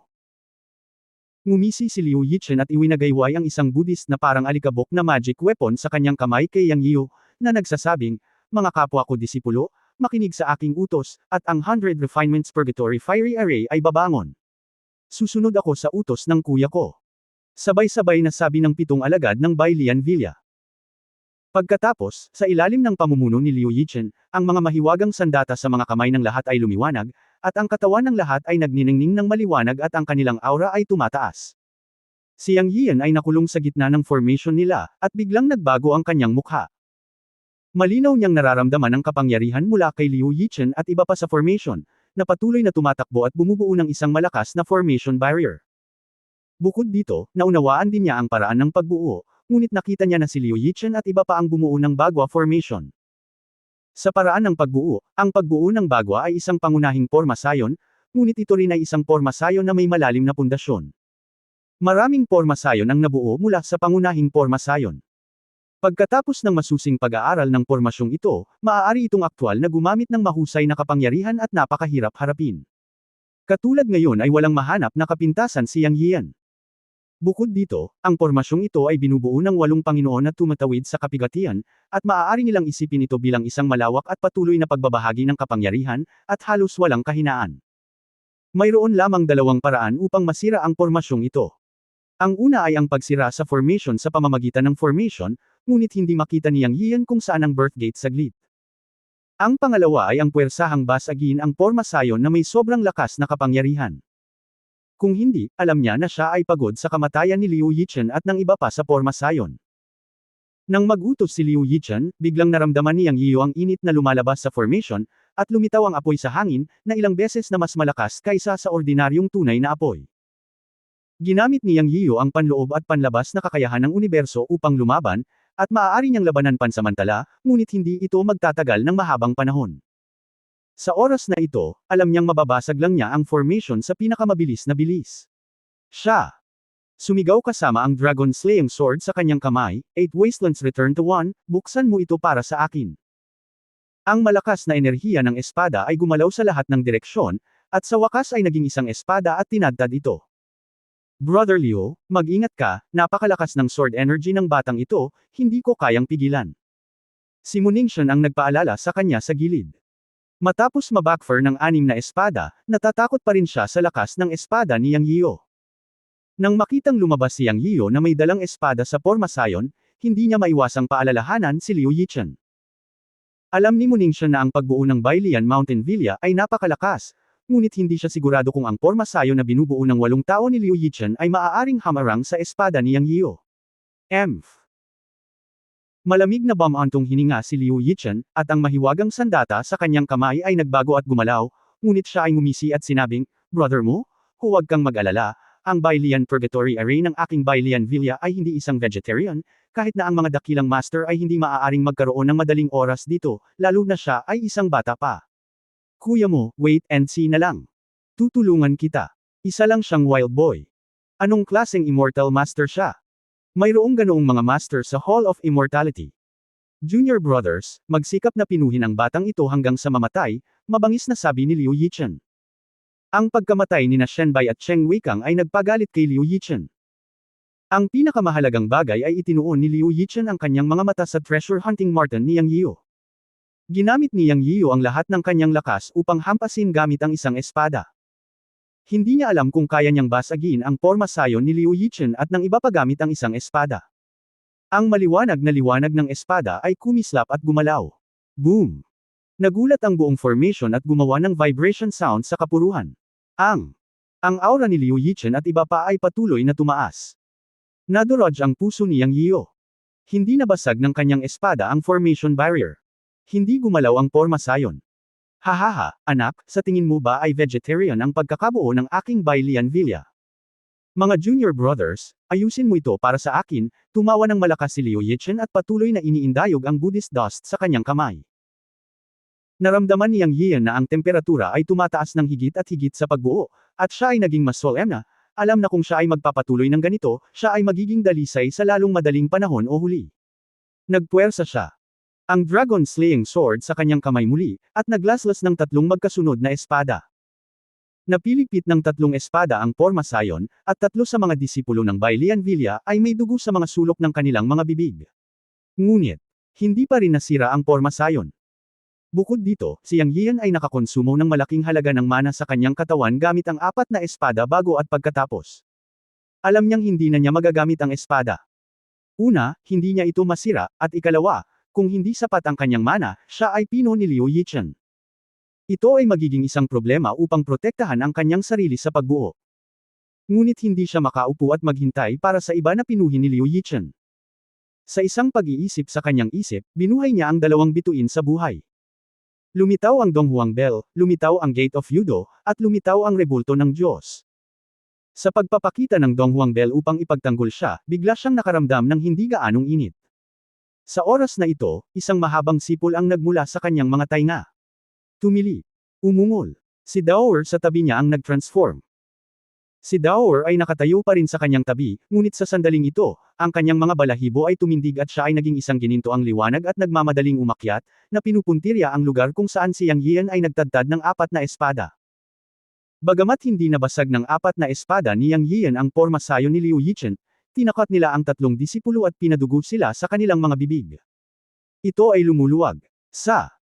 Sa sandaling ito, si Daoer ay nagmamadaling umakyat, at ang kanyang 2 paa sa harapan ay nagbuga ng malabong gininto ang halo, at ang kanyang matutulis na mga kuko ay direktang kumalas sa formation barrier. Pop! Isang malutong na tunog ang umalangaw-ngaw. Ang formation barrier ang nabasag. Tuwang-tuwa si Yang Yian. Hindi niya inaasahan na ganoon pala katulis ang mga kuko ni Daoer. Ang formation barrier na hindi niya nabasag ng 4 na espada ay nabasag ng mga kuko ni Daoer. Sa labas ng porma sayon, ang ngiti ni Liu Yichen ay natigil sa kanyang mukha, at ang kanyang mukha ay nagbago ng husto. Nagpaliwanag ang iba at nagsuka ng dugo. Ang pag-atake ni Daoer ay katumbas ng pagsira ng kanilang hininga at pagsira sa kanilang mahika. Nanginig din si Muningshan, at tumalikod at tumakbo ng walang pag-aalinlangan. Si Muningshan ay nagdusa sa kamay ni Yang Yio, at alam niya na kung umalis si Yang Yio sa formation, hindi niya mapipigilan ang sword energy sa kanyang kamay. Bukod dito, alam ni Muningshan na siya ay nasugatan pa rin, at walang paraan upang harangan ang pag-atake ni Yang Yio. Nang masira ni Daoer ang formation barrier, umungal si Yang Yio at ginamit ang lahat ng kanyang lakas para i-activate ang Dragon Slaying Sword sa kanyang kamay. Ang 4 na pagbabago ng Black Lotus Sword sa 8, mamatay. Ang langit ay napuno ng lakas ng espada. Umalangaw-ngaw ang mga hiyawan. Sa isang iglap, 3 disipulo ng Bailian Villa ang napunit ng sword energy ni Yang Yio at Natamba. Sa sobrang takot ni Liu Yichen ay umungol siya, "Tara na." Ngumisi si Yang Yio, "Sa tingin mo aalis ka?" Sa sandaling matapos siyang magsalita, ang Dragon Slaying Sword sa kanyang kamay ay patuloy na umaalis, at ang lakas ng espada ay nasa lahat ng dako. Kabanata 1309, Buntot ng Dragon. Nang makitang tatakas na si Liu Yichen at ang iba pa, patuloy na iniindayog ni Yang Yio ang Dragon Slaying Sword sa kanyang kamay upang putulin ang kanilang pag-urong. Matapos masira ang formation, si Liu Yichen at ang iba pa ay maaaring hindi mablock ang sword energy ni Yang Yio. Sina Muningshan at Liu Yichen, na unang tumakas, ay biglang napatigil. Hindi sa ayaw nilang tumakas, ngunit hindi sila nang ahas na puwersahang hawakan ang lakas ng espada ni Yang Yio. Hindi sila nang ahas. Sina Liu Yichen at Muningshan ay may kakayahang maiwasan ang matalim na talim ng sword energy ni Yang Yio, ngunit ang iba ay hindi gaanong pinalad. Ang 4 na disipulo ng Bailian Villa ay pinagpira-piraso ng lakas ng espada ni Yang Yio. Gayunpaman, inaasahan din ito, dahil pagkatapos masira ni Daoer ang formation barrier, bigla silang inatake ni Yang Yiyu at wala na silang oras para iwasan ito. Tanging sina Mu Ningxian at Liu Yichen lamang ang umiwas pagkatapos nilang mapagtantong may mali ng maaga, ngunit naharang pa rin sila ng lakas ng espada ni Yang Yiyu. Sa oras na ito, pinatay ni Yang Yiyu ang 4 na tao sa isang engkwentro. Namumula ang mga mata ni Liu Yichen. Ang mga namatay ay pawang kanyang mga kapatid na lalaki. Ah! Damn it, Yang Yiyu, papatayin kita. Namumula ang mga mata ni Liu Yichen. Akala niya ay hindi tama ang sitwasyon at gusto niyang umatras, ngunit pinigilan siya ni Yang Yiyu. Ang pangunahing punto ay napatay ni Yang Yiyu ang 4 na junior brother sa isang kisap mata. Ito ay isang bagay na hindi matanggap ni Liu Yichen. Sa galit, iwinagayway ni Liu Yichen ang Buddhist dust sa kanyang kamay, at 3 tao ang lumitaw sa tabi ni Liu Yichen na may isang kislap ng liwanag. To be precise, 3 silang nakasuot ng armor. Makikita mo ang kanilang mga mukha, ngunit lahat sila ay walang ekspresyon. Ang 3 tao na lumitaw sa tabi ni Liu Yichen ay mukhang iba sa mga mata ni Yang Yiyu, na nagbibigay sa kanya ng ilusyon na sila ay mga robot. Nang matauhan siya, nalaman niyang ang 3 tao na lumitaw sa tabi ni Liu Yichen ay hindi mga tao kundi mga puppet. Walang sigla, ngunit napakalakas ng pagbabago-bago ng enerhiya. Nadama ni Yang Yiyu na nalampasan na nila ang pagkakaroon ng dakilang kasakdalan ng kapigatian. Nagulat ito kay Yang Yiyu. Ngunit sa oras na ito, hindi siya tumigil sa lahat. Parang tigre na bumababa mula sa bundok, patuloy siyang humahampas gamit ang kanyang espada. Alam niya na sa oras na ito, kailangan niyang patayin ng isang beses ang kalaban at huwag bigyan ng pagkakataong makabangon ang mga taong ito. Tumili. Umungol. Si Daoer ay hindi rin idle sa sandaling ito. Siya ay umungal at naglunsad ng malakas na pag-atake sa mga natitirang disipulo ng Bailian Villa.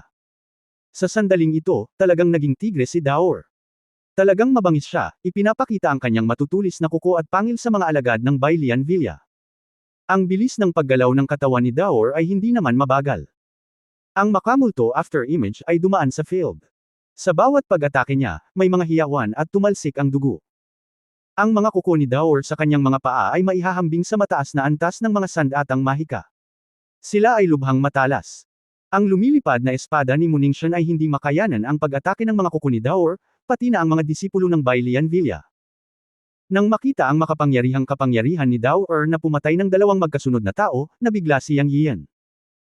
Magagawa lamang niya ang kanyang malakas na lakas gamit ang Dragon Slaying Sword sa kanyang kamay, at si Daoer ay maaaring maging napakalakas sa pamamagitan lamang ng pag-asa sa kanyang matutulis na kuko pagkatapos niyang magbago, na ikinagulat niya. Gayunpaman, nang makita ang malakas na pag-atake ni Daoer, mas masaya si Yang Yiyan. Sa oras na ito, nilaslas niya si Liu Yichen gamit ang isang espada, ngunit nalaman na si Liu Yichen ay talagang nagwagayway ng puppet sa kanyang kamay para umatake. Ding-dang! Tinadtad ng espada ni Yang Yiyan ang puppet at lumabas ang mga spark, na ikinagulat ng manika, ngunit hindi ito nahulog, at hindi man lang nasaktan ang puppet. Nagulat si Yang Yiyan. Pagkatapos ay nakita niya si Liu Yichen na winuwagayway muli ang alikabok ng Buddha, at isa pang puppet ang dumating upang salakayin siya.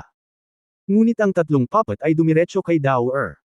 Nakita ni Liu Yichen si Daoer na sunod-sunod na pinatay ang isa pa niyang nakababatang kapatid at gusto niyang punitin si Daoer. Alam niya na kung hindi niya pipigilan si Daoer, hindi lang 2 nakababatang kapatid ang papatayin ni Daoer, kundi magdadala rin sa kanya ng malaking problema. Si Yang Yiyan ay inatake ng 2 puppet sa oras na ito. Nang makita ni Yang Yiyan na ang isang espada ay hindi nagdulot ng anumang pinsala sa isang puppet, alam niya na hindi niya kayang patayin ang puppet ni Liu Yichen sa pamamagitan ng ordinaryong pag-atake. Kaya sa susunod na sandali ay ginamit ni Yang Yiyan ang 8 Desolations Return Ta. Isang espada. Ang nakakasilaw na sword energy ay bumagsak sa puppet na sumusugod sa kanya. Bang! Bitik!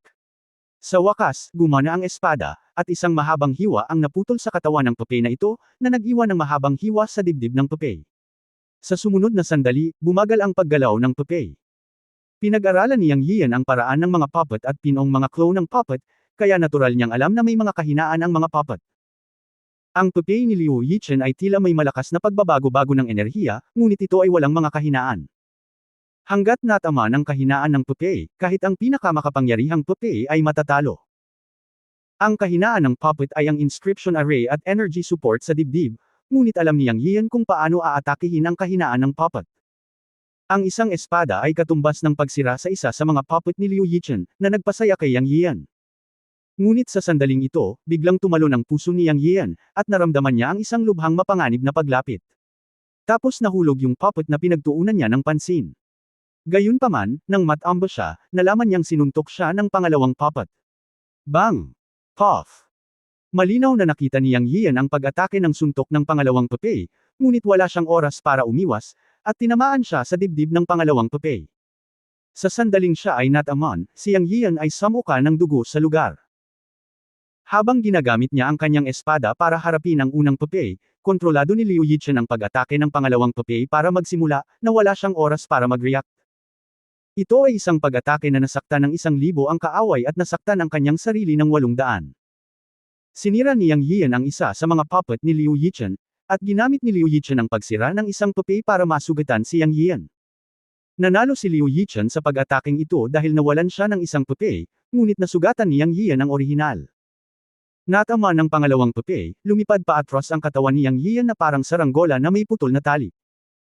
Bukod dito, nagtagumpay si Liu Yichen sa kanyang pag-atake, at muling winagaway ang kanyang Buddhist na alikabok, na kinokontrol ang pangalawang puppet upang aibuli si Yang Yian at patayin siya ng isang suntok. Ngunit paano matatalo si Yang Yian ni Liu Yichen ng ganito? Sa pinakakritikal na sandali, nakita ni Yang Yian ang pilak na liwanag na muling nagniningning sa kanyang katawan, ngunit nalaman na nilaslas ito ni Muningshan gamit ang isang espada. Si Muningshan ay labis na natakot kay Yang Yian matapos itong masaktan ng husto. Nang si Yang Yian ay kakalusot pa lamang sa porma sayon ni Liu Yichen, tatakas na sana siya, ngunit napigilan ng lakas ng espada ni Yang Yian. Sa isang kisap mata, nakita niya si Liu Yichen na kinokontrol ang puppet upang masugatan ng husto si Yang Yian at paurong na lumipad. Paano mapalampas ni Muningshan ang pagkakataong bugbugin siya? Siya agad na nagpadala ng espada kay Yang Yian. Bilang alagad ng banal na lupain, kung hindi niya makukuha ang pagkakataong ito, hindi siya tatawaging elite ng Holy Land. Sa oras na ito, talagang nakatagpo si Yang Yian ng isang buhay at kamatayang hakbang sa pagpatay. Pero kahit ganoon, hindi pa rin nagpanik si Yang Yian. Hindi na siya baguhan sa mundo ng cultivation. Maaari siyang lumaki hanggang ngayon at masasabing lumaki siya sa mga laban. Alam niya na kung mas maraming sitwasyon sa buhay at kamatayan ay ganito, mas kailangan niyang panatilihing malamig ang ulo. Kapag ang sarili niyang porma sayon ay nagulo at may nangyaring mali, mawawala sa kanya ang lahat. Sa pagharap sa pag-atake ng puppet ni Liu Yichen at ni Muningshan, si Yang Yiu ay nagkaroon ng trump card. Nakipag-ugnayan siya sa espasyo ng Chen Kunpot. Sa susunod na sandali, sina Da Xianxi, Lu Yanji, ang Five Elements Beast, at Sister Mei ay pinatawag lahat ni Yang Yiu. Umuungol. Diretsong lumabas si Sister Mei sa anyo ng isang gintong dragon. Ang dagandong ng katawan ng dragon ay umalangaw sa buong kuweba at kumalat sa malayo. Ang malamig na hangin sa buong kuweba ay napawi ng dagandong ni Sister Mei. Umungol din ng Five Elements Beast.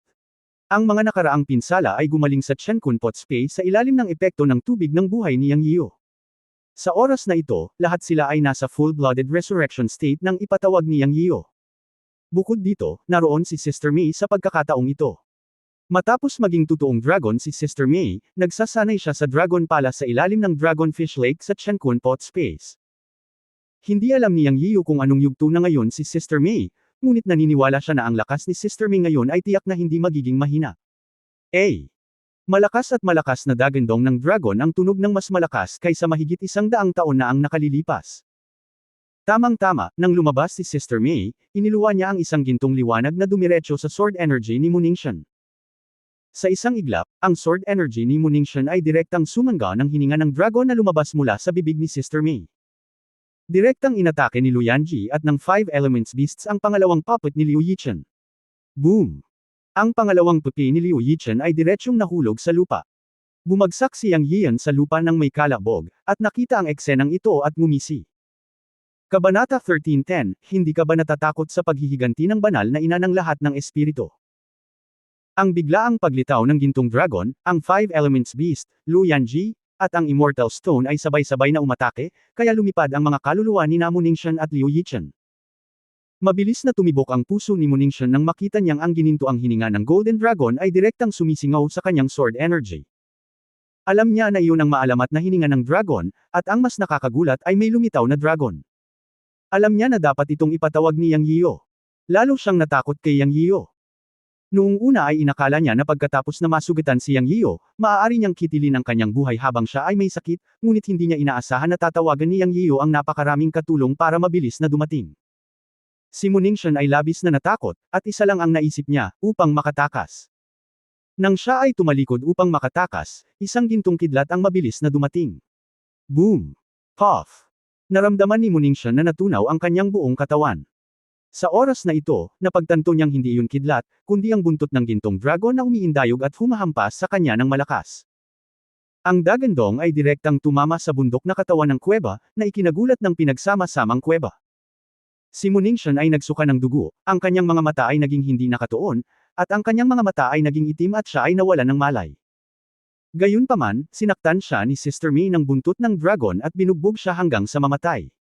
Sa kabilang panig, si Liu Yichen ay natakot. Ang isa sa kanyang tatlong pupi ay sinira ni Yang Yiyo.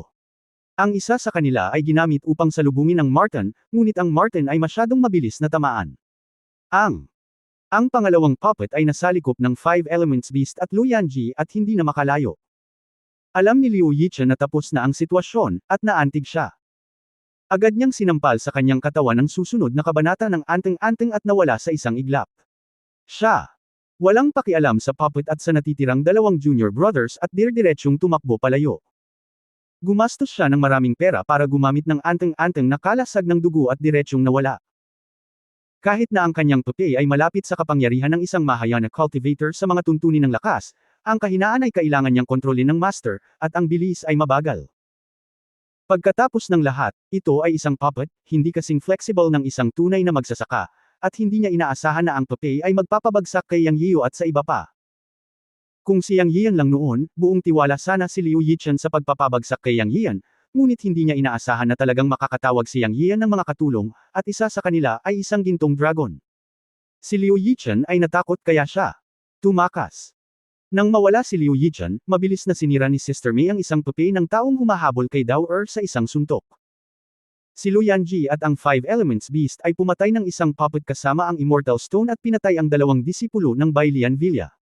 Natapos ang labanan sa field at bumalik sa kalmado. Bagaman nasugatan siya sa labanang ito, napatay niya ang lahat ng mga kaaway.